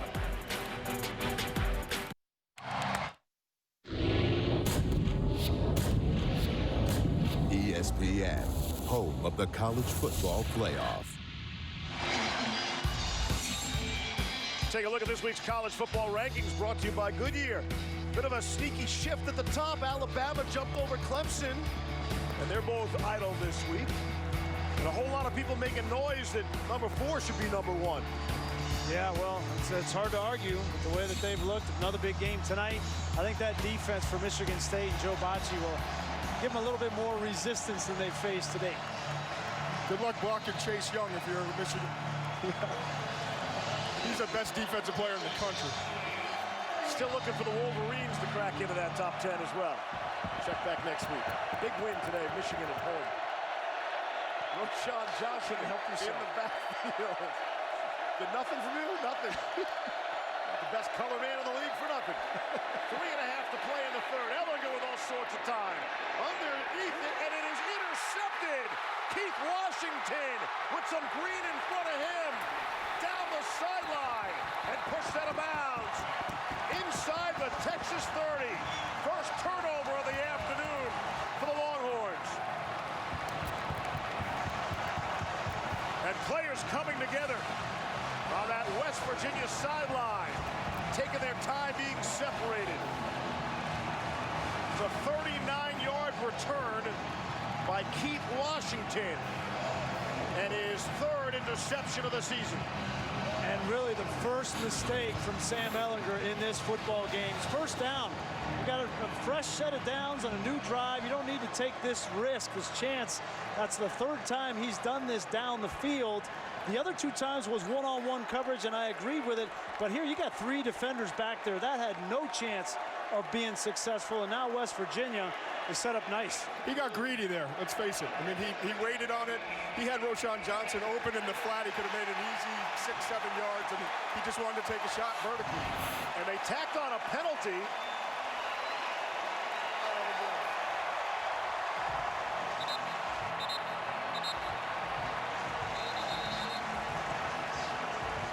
See, that was an unsportsmanlike conduct penalty. Tom Herman's looking for an explanation. Well, 2 or 3 Texas players got caught on the sideline. West Virginia, one of them was an offensive lineman. I think it might have been Kerstetter that was over there on the sideline. Well, the Mountaineers are in business now. Kendall will keep it. And the last Also down from behind at the 14, no gain.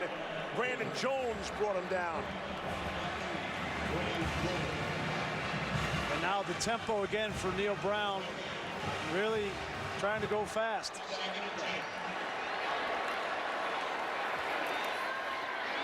Quick throw. Sam James coming out of his break. The ball was upon him immediately, and he couldn't hang on. Third down.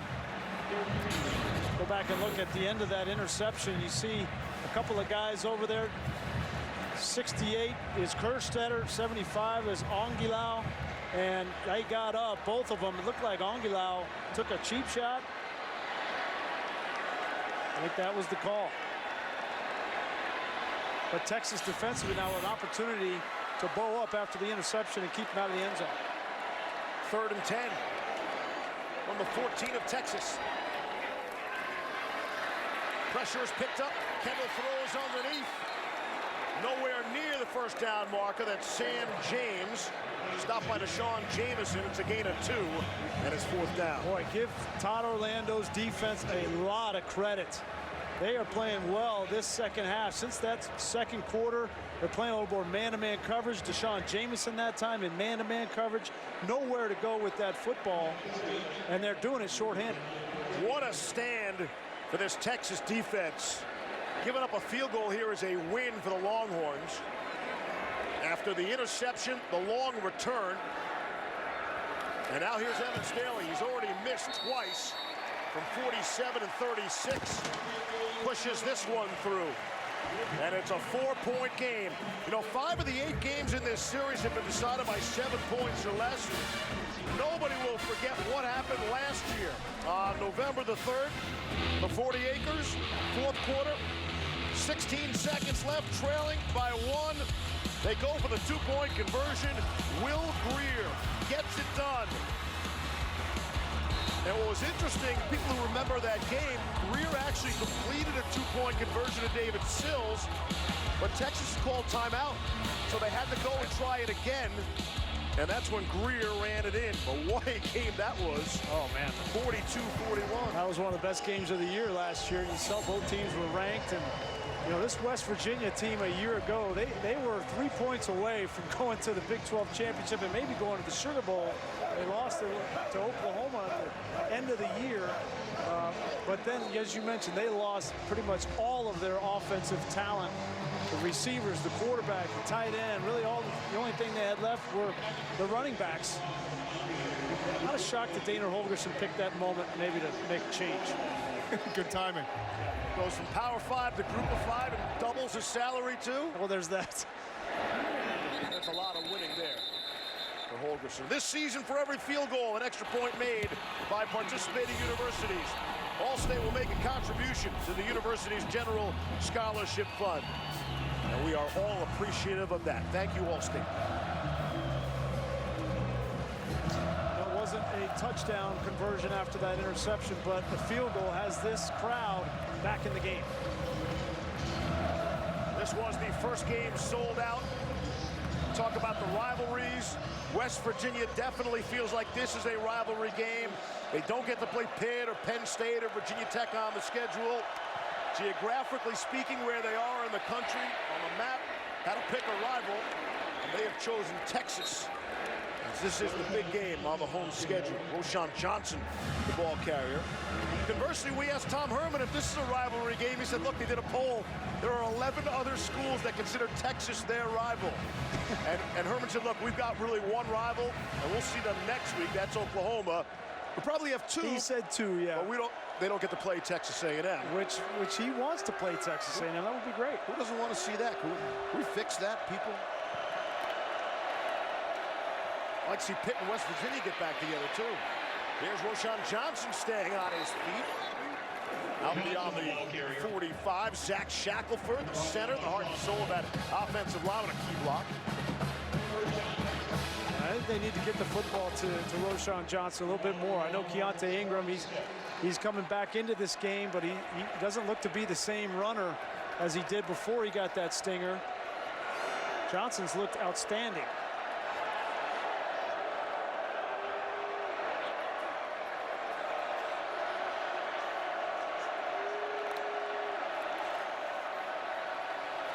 On the ground, Roshan Johnson just shy of midfield. It's a gain of 3, bring up a 2nd down and 7. There's a great battle going on in the middle of the field between Zach Shackelford and Darius Stills. Stills has made a bunch of plays in this game, and Shackelford's not happy about it. I was just watching that. Stills is tough to move, man. Which one? 56. Darius. Dante would like a word with you, McShay. He'd like to move you around a little bit on the sideline there. Ingram, nothing doing. It's a loss of 1, and it is Darius Stills. I mean, right on cue. Stills, we met with him yesterday, and he is a fiery individual, very smart, studious. He studies the game, but there's no replacing that physical presence in the middle.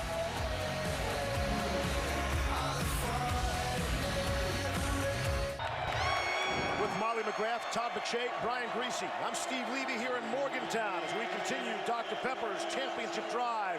Game of the week. Welcome to the 4th quarter of a 4-point game. Texas football at their own 48. And we open up quarter 4 with a 3rd and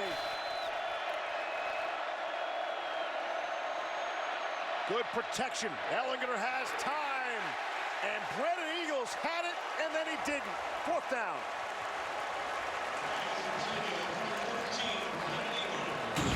What a great throw there by Ellinger. He went through his progressions. He waited, he trusted his protection, and put the ball exactly where he needed it to go, and Brandon Eagles just couldn't haul it in. That's unfortunate. When you do everything right and give your receiver an opportunity to make that play and a key 1st down, it just doesn't work out. Ryan Buchevsky is back to punt it away. Got a little pressure. Sickfield will let it bounce. And will be down about the 8-yard line. Opportunity for Austin Kendall now, but he's going to have to do it without his top player, his top receiver, and Sam James walking back into the locker room. It looked like on that last 3rd down attempt, he caught a shallow cross and went down hard, and the side of his head hits the ground. Right there. Deshaun Jameson on top of him. Jameson on James. Down to Molly. Well, Steve, Sam James underwent concussion protocol. Medical training staff told me he is out for the game with a head injury. West Virginia trailing by 4. Lenny Brown. He's going the wrong way.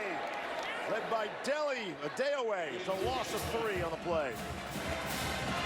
I don't think they're going to be able to get back into this game trying to run the football. They come into the game 117th in the country rushing the football. Really, I know you lost your best wide receiver, but Austin Kendall's going to have to throw the football.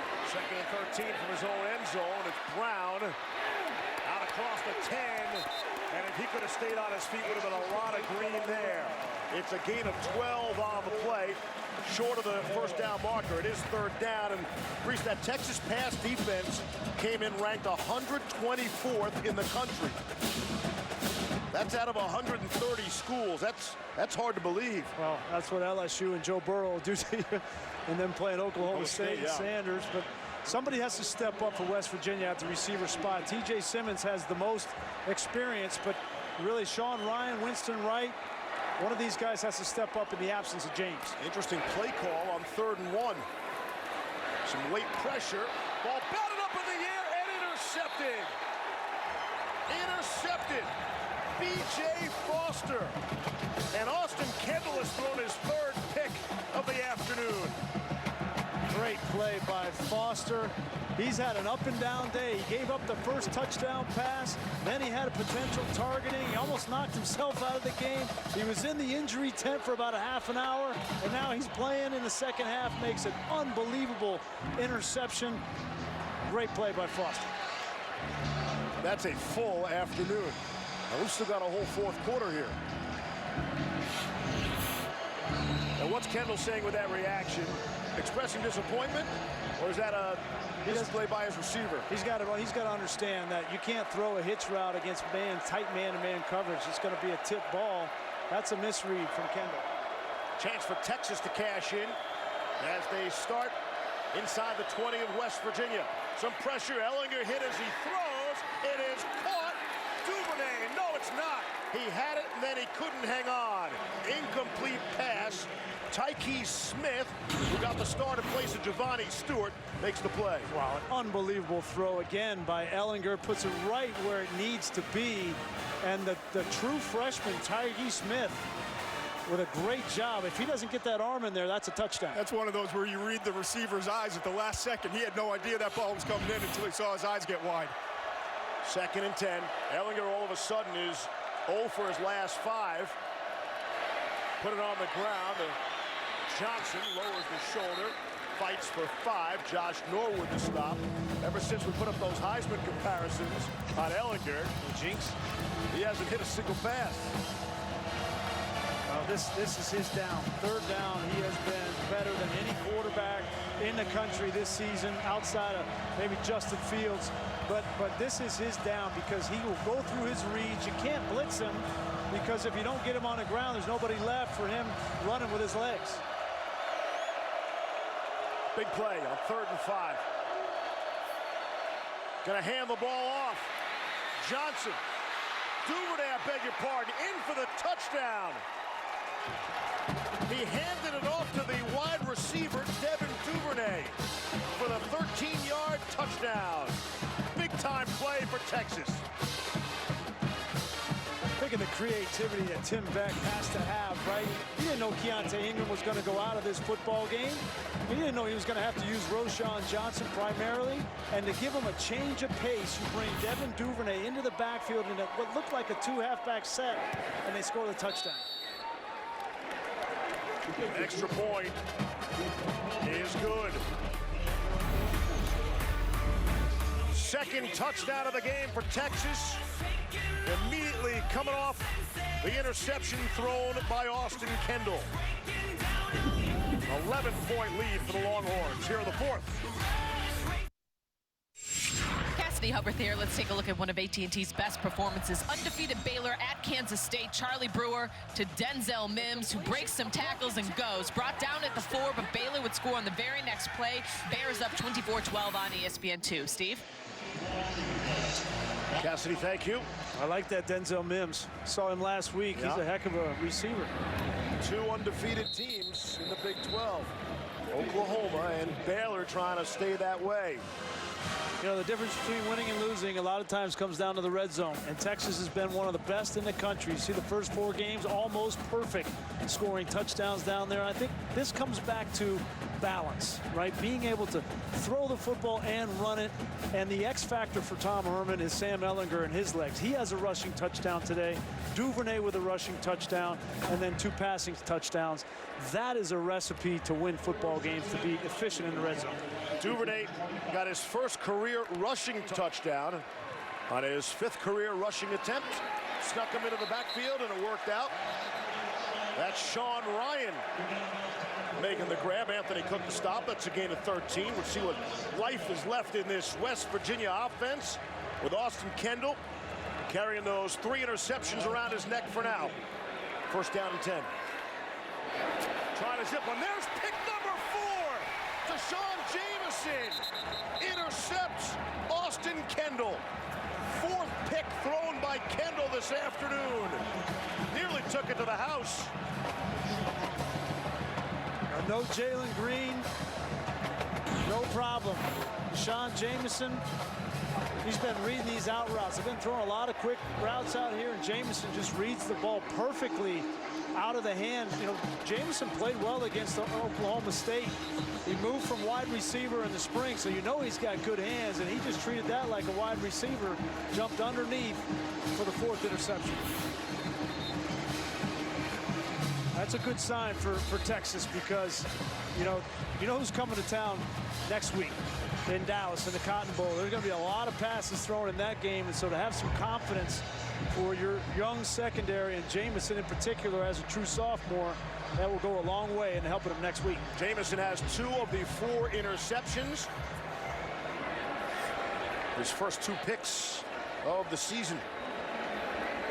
And the inability for West Virginia to run the football and all the pressure on Austin Kendall has finally come crashing down. Back-to-back series, throwing interceptions and forcing the football, but he really hasn't had a whole lot of help around him today. Texas can pretty much play this the way they want to. By handing it off to Roschon Johnson, staying on his feet. It's a gain of 11 on first down. Got a good block from the left tackle, Cosme.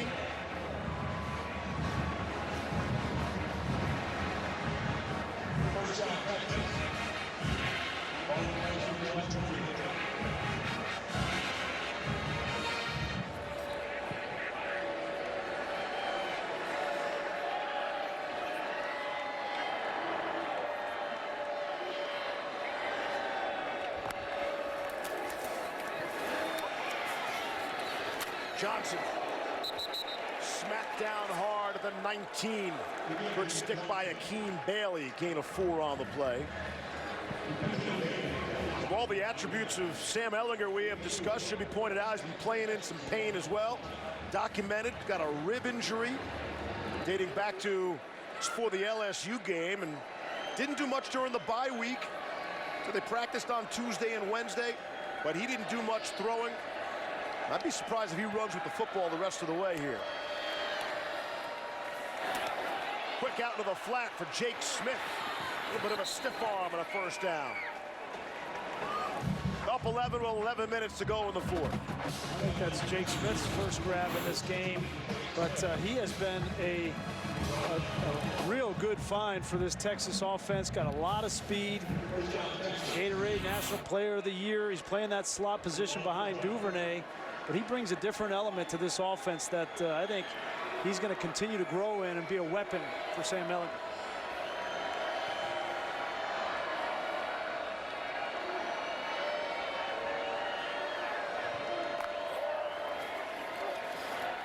Ehlinger rolling to his right with Johnson. The big man throws it back to the big fella. Down the sideline. Samuel Cosme, the left tackle. Why wouldn't he? The sophomore from, this is perfect, from Humble, Texas, goes into the end zone and celebrates the touchdown. Just meant to be. 6'7", 300 pounds. And we know he's an athlete, but we don't know he's that good of an athlete. But Cosme, with the play of his career so far, you dream about that, right? Growing up, give me an opportunity. Got to catch the ball first, too. Does that. Extra point is good. And fleet of foot as well. Oh, man. Give it. Yeah, look at him. How happy he is, right? You work on that all off-season, all week, and when you call it, your palms get sweaty, and here it comes. Now, how would you like to tackle that guy at the goal line? Oh, my goodness. That was Stills.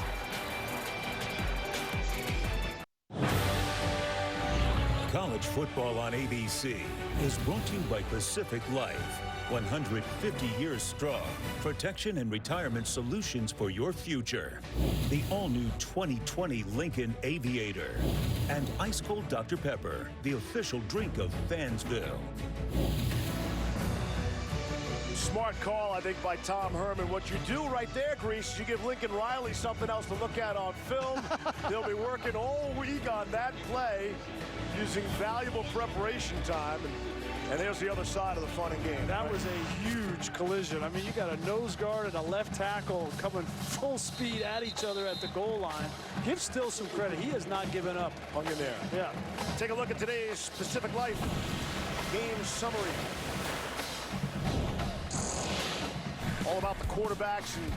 And look, you throw four interceptions against anyone, you're going to lose that football game. Yeah. Not all. They're in trouble. Not all those have been on him, but most of them have been. And there's one tip ball that there ain't nothing he can do about it. But you got to give credit to Texas defensively too, because they have made the tight plays. They've tipped the ball. Jamison has made the play, and the weakness of Texas coming in was their secondary. So you got to give them credit. Yeah, the interceptions have been very athletic plays by Texas. Down to Molly. Steve, Austin Kendall told me he's extremely hard on himself, and coaches said he struggles with his confidence when faced with adversity, and it looks like he's spiraling with those 4 interceptions, and Texas players know it. They're telling each other, we've got this, we're in his head. You want to get him out of there? You want to get him out of this game? No. He needs all the snaps he can get. He hadn't played football. This is good for him. Yeah, it is good. Second down and 9. T.J. Simmons across midfield. Texas has scored now 35 or more points in 5 consecutive games. That's the first time done that for the Longhorns since 2012. And our old pal Mac Brown is the head coach. Texas. That one's dropped by Petaway. Second and 10. To Molly's point, you leave Kendall in there, so that he can begin to overcome some of this adversity, so that you don't, have this habit of when things go bad that they go worse. You got to come back, and Neil Brown, he's trying to build a program here. They've ripped this thing down to the studs pretty much, and they've got rid of some guys, and they need to find character to build around. Darius Stills and Dante Stills, a great start. He's hoping to find out about Austin Kendall here. Here's Petaway, just back to the line of scrimmage. Give him a yard on the play. This was a big recruiting day for West Virginia. It's obviously the biggest game on their schedule. A spectacular day weather-wise, sold out, homecoming, striped the stadium. They had a host of big-time recruits here to watch, and certainly the atmosphere lived up to it, and just team could not keep up on the scoreboard. It was a heavy ask, a heavy lift to come in. And Texas has more athletes, more players. They're deeper than West Virginia right now, but Neil Brown's building. And when he took over the Troy job, they went 4-8. That was a team that was not very good before he got there. And then the last 3 years, he was 31-8 as a head coach. He knows how to rebuild programs, and he'll get this thing turned around for West Virginia. And the fact that they're 3-1 right now, I think that's a really good record for this team coming into this game. With Iowa State coming in next Saturday. I don't think you can oversell the difference in talent on this field, too. What West Virginia did getting into the 4th quarter and battling and having a chance to win this game shows a lot about what they're building here and how effective they were playing today in terms of just executing. 21 points for Texas off 4 West Virginia turnovers. Cassidy Hubbard here now for today's All-State Mayhem moment. It's been mayhem all day in the swamp. Through 3.5 quarters, the Gators had 27 rushing yards. LaMichael Pirine changed that quickly with this 88-yard run and score, putting the Gators up 24-13 in the 4th. Steve? All right, Cassidy. See how Auburn will respond there in the hole, in the swamp. On first down and 10, Roshan Johnson. Pick up 5 on the play. Under 9 to go now in this 4th quarter. Texas opening up things to the tune of 35-17.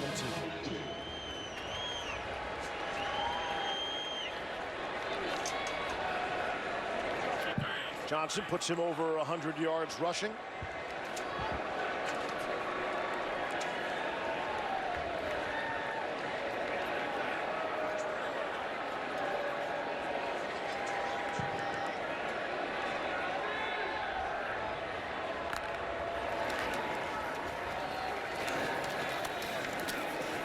Johnson. Whistle will blow, be short of the first down. Kick off your NFL Sunday tomorrow, 10 a.m. to 1 p.m. It's countdown. This week, our Daniel Jones, Duke roots have turned him into the new king of New York. And then close out your day with Boomer and TJ, NFL primetime every Sunday night, only on ESPN Plus. To get ESPN Plus, download the app or go to ESPNplus.com. Talk to Diana Rossini, who has been working very hard on that Daniel Jones piece that I think everyone will enjoy on Sunday NFL Countdown tomorrow morning. I can't wait to see that. We know what McShay's doing. We'll be watching the show from start to finish. 3rd down and 1. Ellinger will keep it and have the first down. Some of the numbers. What did Todd say? Check back after week 3 or week 4? 6, I think. 6? Week 8. Week 8. And I just heard the producer who said you're another promo to read. So keep it moving. Push. Read the card, Levy. Got it? Look at McShay back there. He's got his bird's eye view. So was Coach Herman giving you the hard time or Mel? I think he was taking shots at Mel Kiper and sort of... No, that was me. Oh, it was Bully on you? I'm sure. Me and some others. It's tough being at the summit, isn't it, Todd? Hey, they all want a piece of you.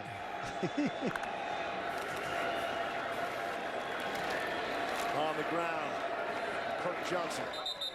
I think what Herman said is, listen, I make mistakes in recruiting all the time. I got five-star guys that come that don't work out, and he was identifying with Tom.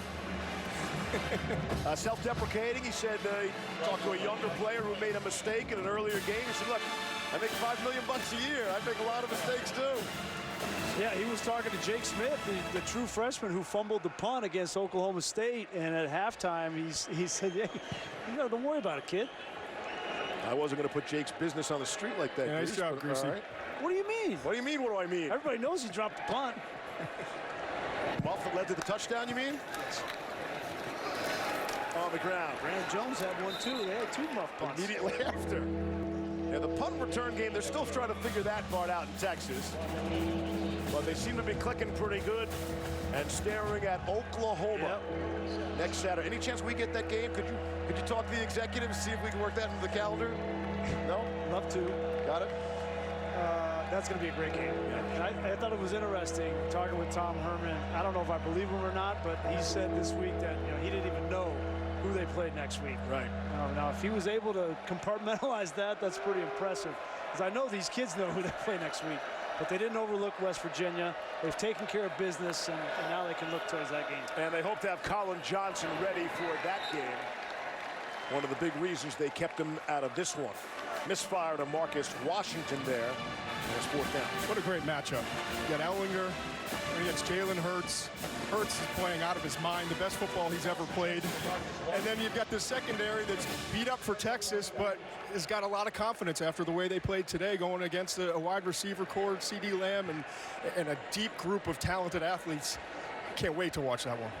Well, it'll be interesting too, Todd. I want to see Alex Grinch, the new defensive coordinator for Oklahoma, and what he cooks up to slow down this offense in Ellinger, because in last year's game, it was back and forth, and they really struggled slowing Ellinger. Sickfield, fair catch at the 26. 40-yard punt. Texas on their way. Cassidy Hubbard here. Coming up on ABC, Justin Fields and the red-hot 4th-ranked Ohio State Buckeyes hosting number 25 Michigan State, 7:30 Eastern on ABC and the ESPN app. Steve? Cassidy, thank you. Justin Fields has thrown for 16 touchdowns and no interceptions this season. That's the kind of ratio you're looking for.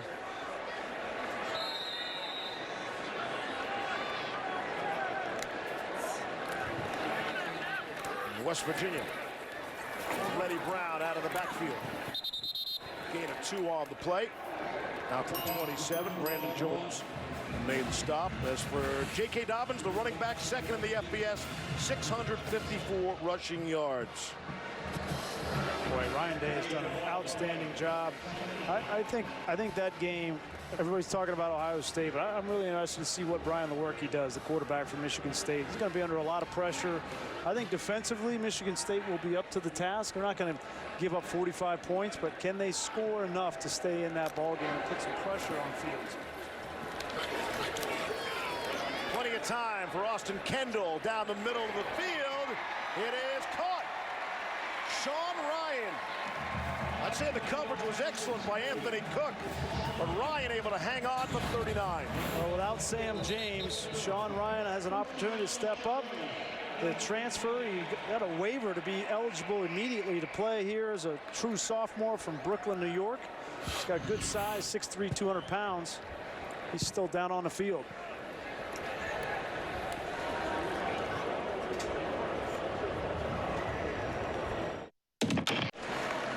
Lost Sam James earlier. Here's Sean Ryan being helped off the field gingerly. It looked like it came down on that shoulder, and when you come down like that, you worry about the collarbone. Letty Brown hops over an defender and has 1st down yardage. It was a gain of 13.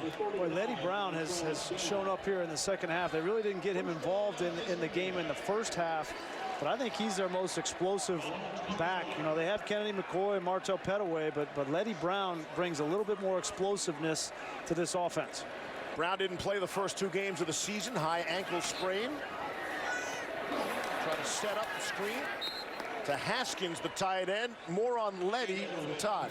It really jumped out on tape. I mean, I think they're bringing him along, Letty Brown. And obviously with Kennedy McCoy, you've got a senior who you trust, who protects the football and can pass protect. But as the season progresses, I think we're going to see a lot more Letty. T.J. Simmons still on his feet and into the end zone. Touchdown, West Virginia. There is a flag down. That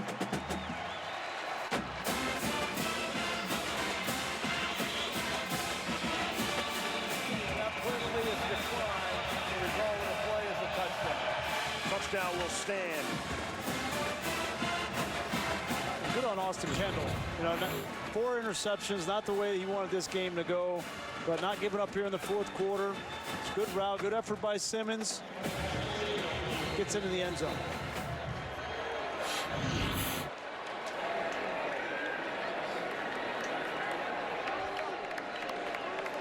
Evan Staley.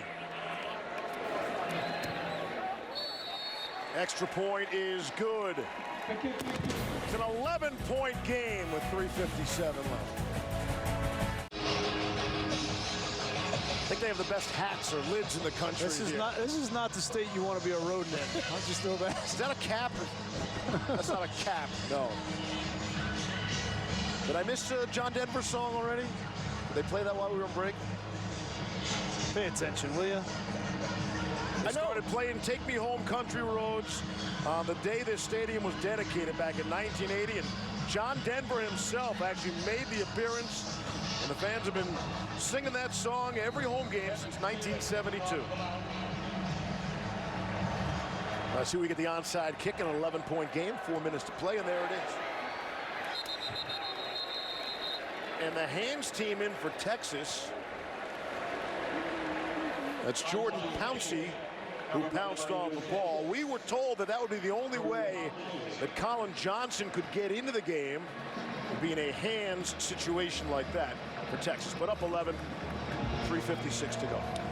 Yeah, Colin Johnson dealing with that hamstring. Should be ready to go next week. I know it doesn't matter now. Why not go for 2 if you were at West Virginia? Yeah. Make it a 10-point Make it 10 points? Yep. If you're going to kick an onside kick. Anyway. I can think of a lot of people around America that'd be very pleased if they would have gone for a 2-point conversion. And a lot of people would be very upset about it. Feel free to add. Wasn't where I was going, Levy, but at Todd McShay. Very good point.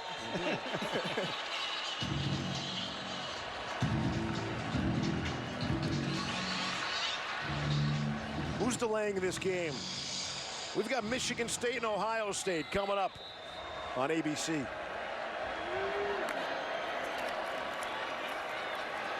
Here's Roschon Johnson out across midfield. And now some flags come in. Yeah, you're going to get some frustration. Punches and maybe a punch, Josh Chandler. Yeah, he got into it. Looked like it was Shackelford, the center.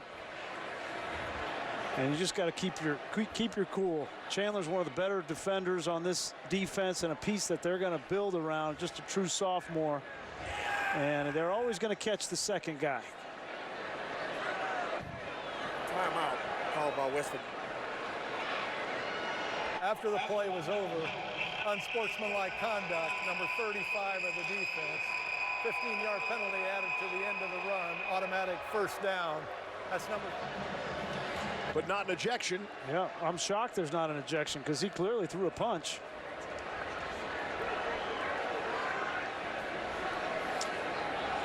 We'll take another look at this.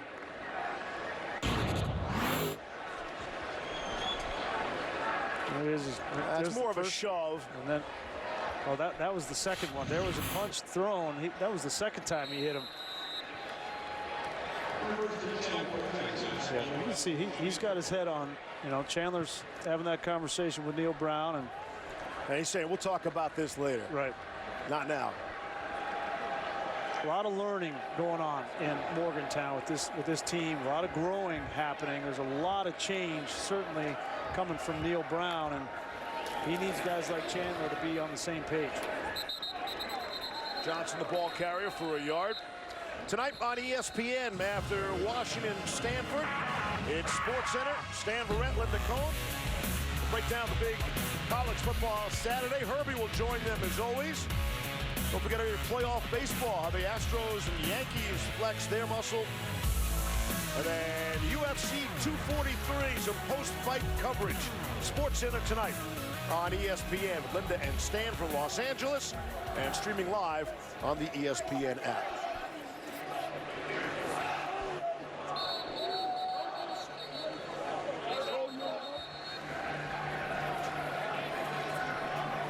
You look at the yardage, it's virtually even. It's the turnovers that tell the story in this game. Well, I think when West Virginia watches the tape, they're going to see that they competed with Texas for 3 quarters. And then in the 4th quarter, you know, a couple of bad possessions, interceptions thrown by Austin Kendall really broke this thing open. But there's a lot they can learn, obviously, and build from. But this is an inexperienced team that's trying to implement a system and a program that Neil Brown is bringing to Morgantown. No quit, no give up in this West Virginia squad. They already spent the 1 timeout. And they'll spend another timeout there. The game began so well for West Virginia. Place was packed, rocking. Opening drive, marched down the football field, scored touchdown, have a 7-0 lead. And so they've got things to figure out still. We knew there would be growing pains here, and then there's Texas, who has been very impressive on the road, taking advantage of those turnovers, and all signs pointing to Oklahoma and maybe much more for this Texas team. Yeah, I think it's set up for them, Grease. Yeah, no, certainly, you know, they can still get in the playoff, right? They would have to beat Oklahoma twice, and that's a big if, okay? But certainly I think what they're going to take away from this game is their secondary, which came into the game was the big question, and they've been injured, and next week they're going to be put to the test. But they were up to the task today. Austin Kendall can throw the football. West Virginia wants to throw the football. 4 interceptions from that secondary. They were playmaking. They were confident, and that's something that I think Tom Herman and Tyler Lambert are going to feel good about. And Texas hoping to get Green and Overshown and Stearns all back at some point, maybe in a couple of weeks. Sam Ehlinger's not done yet. He will gallop into the end zone for another Texas touchdown.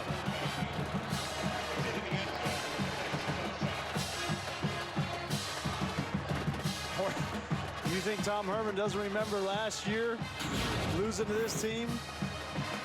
They've thrown a touchdown to the left tackle, and now they're pouring a little salt in the wound with Ehlinger right up the middle for another touchdown. 2 touchdown passes by Ehlinger. 2 touchdown runs by Ehlinger. And Texas is on their way. Up 42-24. 3:03 left. Get you into the pro game. Sunday NFL countdown tomorrow, then on Monday Night Football. The schedule finally deals us an ace.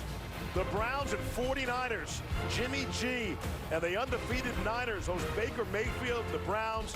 That should be a dandy. 8 Eastern, ESPN and the ESPN app. Garoppolo's been terrific. We actually saw San Francisco in the preseason, right? And with Jimmy G, got off to a sluggish start, but they've been great, and the defense has been really good for the 49ers too. Well, we went to practice between the Broncos and 49ers, and talking with Kyle Shanahan and watching Jimmy Garoppolo. It was not a done deal that Jimmy was going to come out and play well. Right. He had some issues. Remember the 5 interceptions in a row practice? Right. Apparently that's hard to do in practice, right? Jeez. But certainly he's found a rhythm. Kyle Shanahan has found a rhythm, calling plays for him, and that'll be a fun game to watch. And everybody wants to see the Browns play, right? America's darlings, America's sweethearts, Cleveland Browns. That'll be a lot of fun on Monday night. Joe Tess, Booger, Lisa, Kennedy McCoy out to the 20-yard line. West Virginia still has one timeout left, and in case you weren't sure, Texas travels pretty well. And you don't think they're local, those guys? I don't see any rodents on their head. That would have been a giveaway. Yeah, just about all that. You know what? I would say there's a lot of gold still in the stadium. And in one section, there's a lot of burnt orange.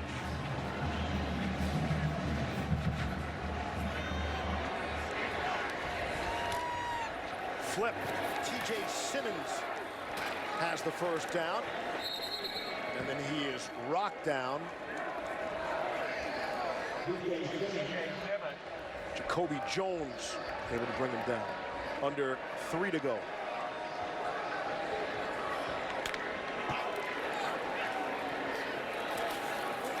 Kendall picked off 4 times. He'll run with this one.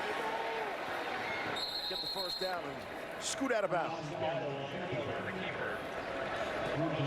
I tell you, you got no reserves in the secondary for Texas because everybody's been hurt. So the guys that started the game are pretty much the guys that they're still out there. No break for them.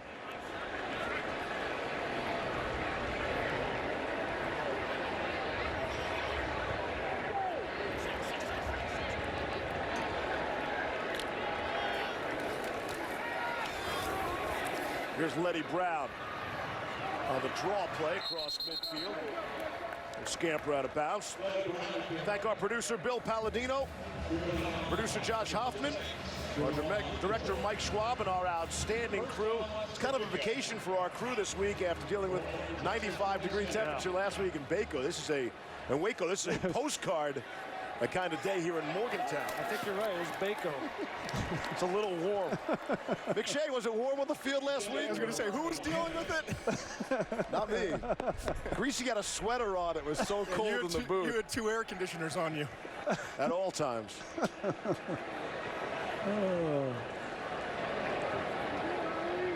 The college football season marches on. It's a tough month coming up for Neil Brown. His schedule in the Big 12. He plays the big boys: Texas, Oklahoma, and Iowa State next week. Here's Kendall. Skips one to Letty Brown. Iowa State's a couple plays away from being undefeated. How about Baylor, Todd? I mean, that game all of a sudden is not an easy one. Give Matt Rule a lot of credit. From where that program came from to now in his 3rd year with what they're doing, that's impressive. Going on the road today against Kansas State, the big win. And as for Texas, today the Longhorns' first trip out of the state of Texas. The only other time that Texas will leave the state is November 16th when they face Iowa State. All the comforts of home. Kendall slides down and avoids taking a big hit. This is the first true road game for the Longhorns. They did play at Rice, sort of, playing at NRG Stadium in Houston. They have 50,000 Texas fans there for that one, too. Well, and the reason I think that they're still in it, in the playoff conversation, is because that loss to LSU and the way that they lost certainly is not going to hurt them. If they're able to beat Oklahoma, and I think they're right back in it. Bryce Wheaton brought that one down. The redshirt freshman gained a 31. Mountaineers chance to make this more respectable on the scoreboard.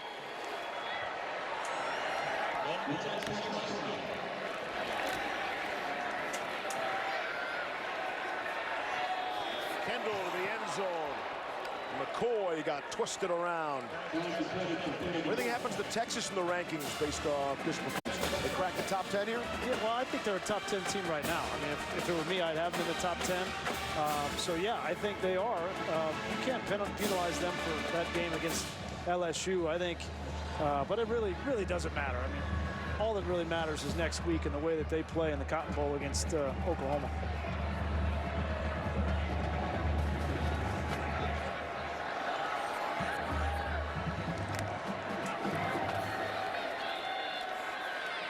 Kendall throwing. Too short for Winston Wright. Getting some reps for some of the younger Mountaineers. He's a true freshman from Pooler, Georgia. 61 seconds left, 3rd and 10. Yeah, they really tried to bolster this receiving core with the losses of Jennings and Sills and Wesco. They really needed to supplement, so they got 2 transfers that came in. Sean Ryan's a transfer and George Campbell, and then they've got 2 true freshmen, as you mentioned, in Wright and Jennings. So everybody outside of James and Simmons is really new.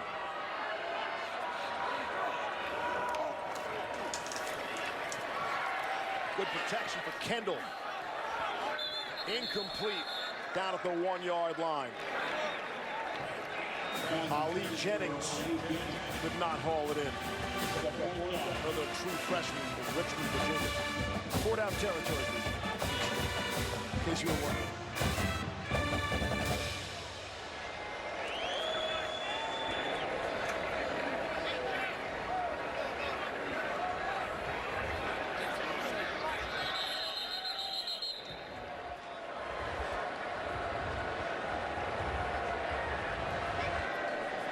What now, Lee? Okay.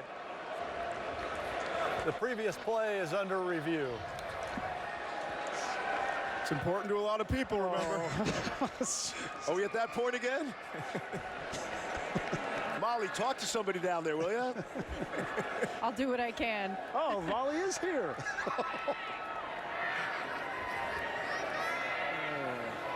Okay, let's take a look. Oh, man, how did that not hit the ref? That was a nice old lay there by the umpire. Couldn't tell there. No, not from that replay. Well, he had a good look at it. He was right there. Look at him. He's emphatic. It's like counting you out on the mat in boxing. How are you going to question that? How emphatic he was there.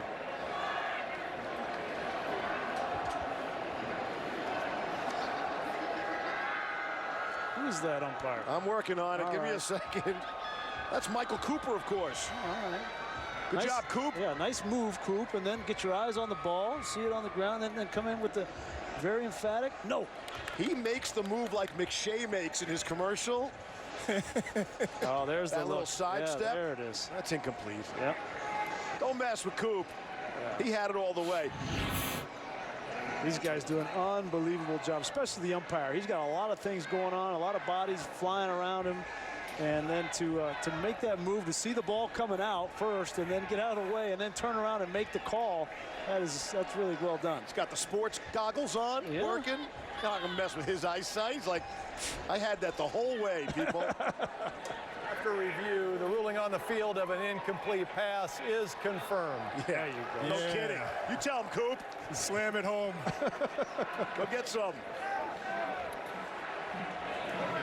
Coop looks like he might have played a little bit. Making Michael Cooper a little bit of a TV star on ABC. Big hello to all the friends and family watching. You know, they've got feelings too, the Stripes. That's There are right. three teams out there, Greasy. That's right. They don't play any home games, though. That's the difference. They got families, and they've got feelings, too. 54 seconds left. Molly, let's wind that clock down there, will you? Back of the end zone. Caught. Touchdown. Bryce Wheaton. West Virginia's not done yet. With 48 seconds left.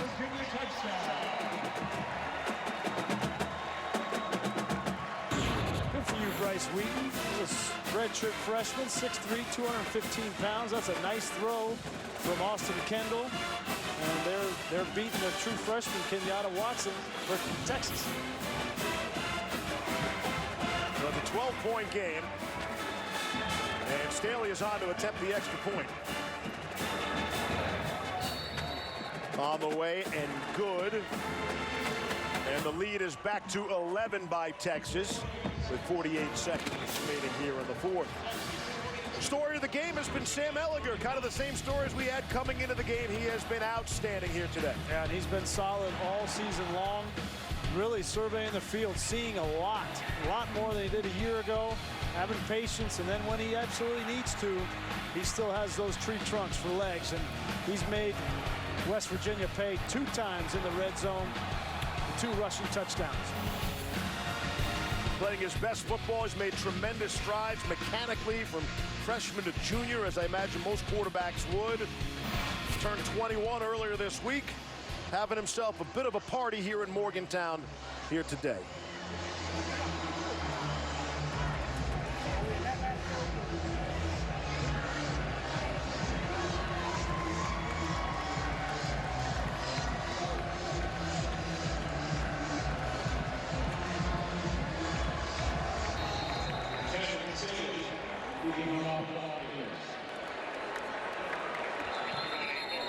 Onside kick again. Whistles before it. Texas spent a timeout.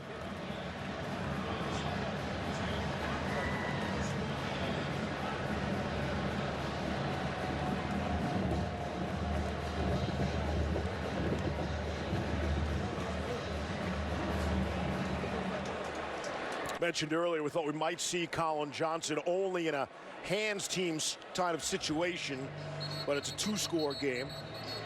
Imagine if it was a 1-score game, you probably would see the Texas captain, middle of your screen, number 9. Now the bye week helped him certainly, and then having this week to kind of work his way back into practice a little bit. You know, the question will be the game shape, right? You know, you won't be able to play him the entire game next week in Dallas, but that hamstring is going to be good enough for him to go, and we'll see if he'll be able to expose that Oklahoma secondary.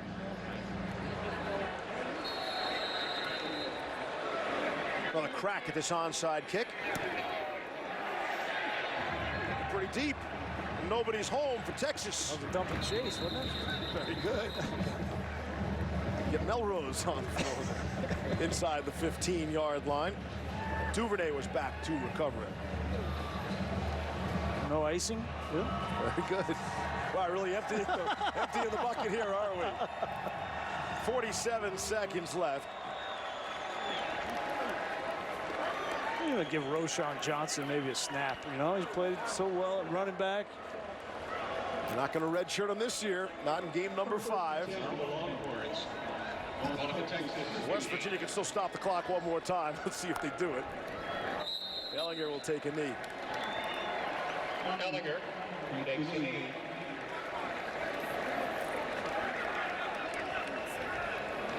And West Virginia will not stop the clock. One more snap.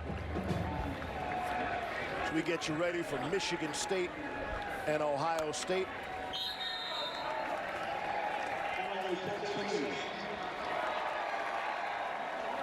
And that should take care of things. It's going to do it for us. For Molly McGrath, Todd McShay, Brian Greasy, and our entire crew, I'm Steve Levy. That's the story. Texas comes here and knocks off West Virginia 42-31. We'll send you back to the studio. Kevin Nagandi, Jonathan Vilma, and Mark Sanchez. It's all yours. Good evening from Morgantown, West Virginia.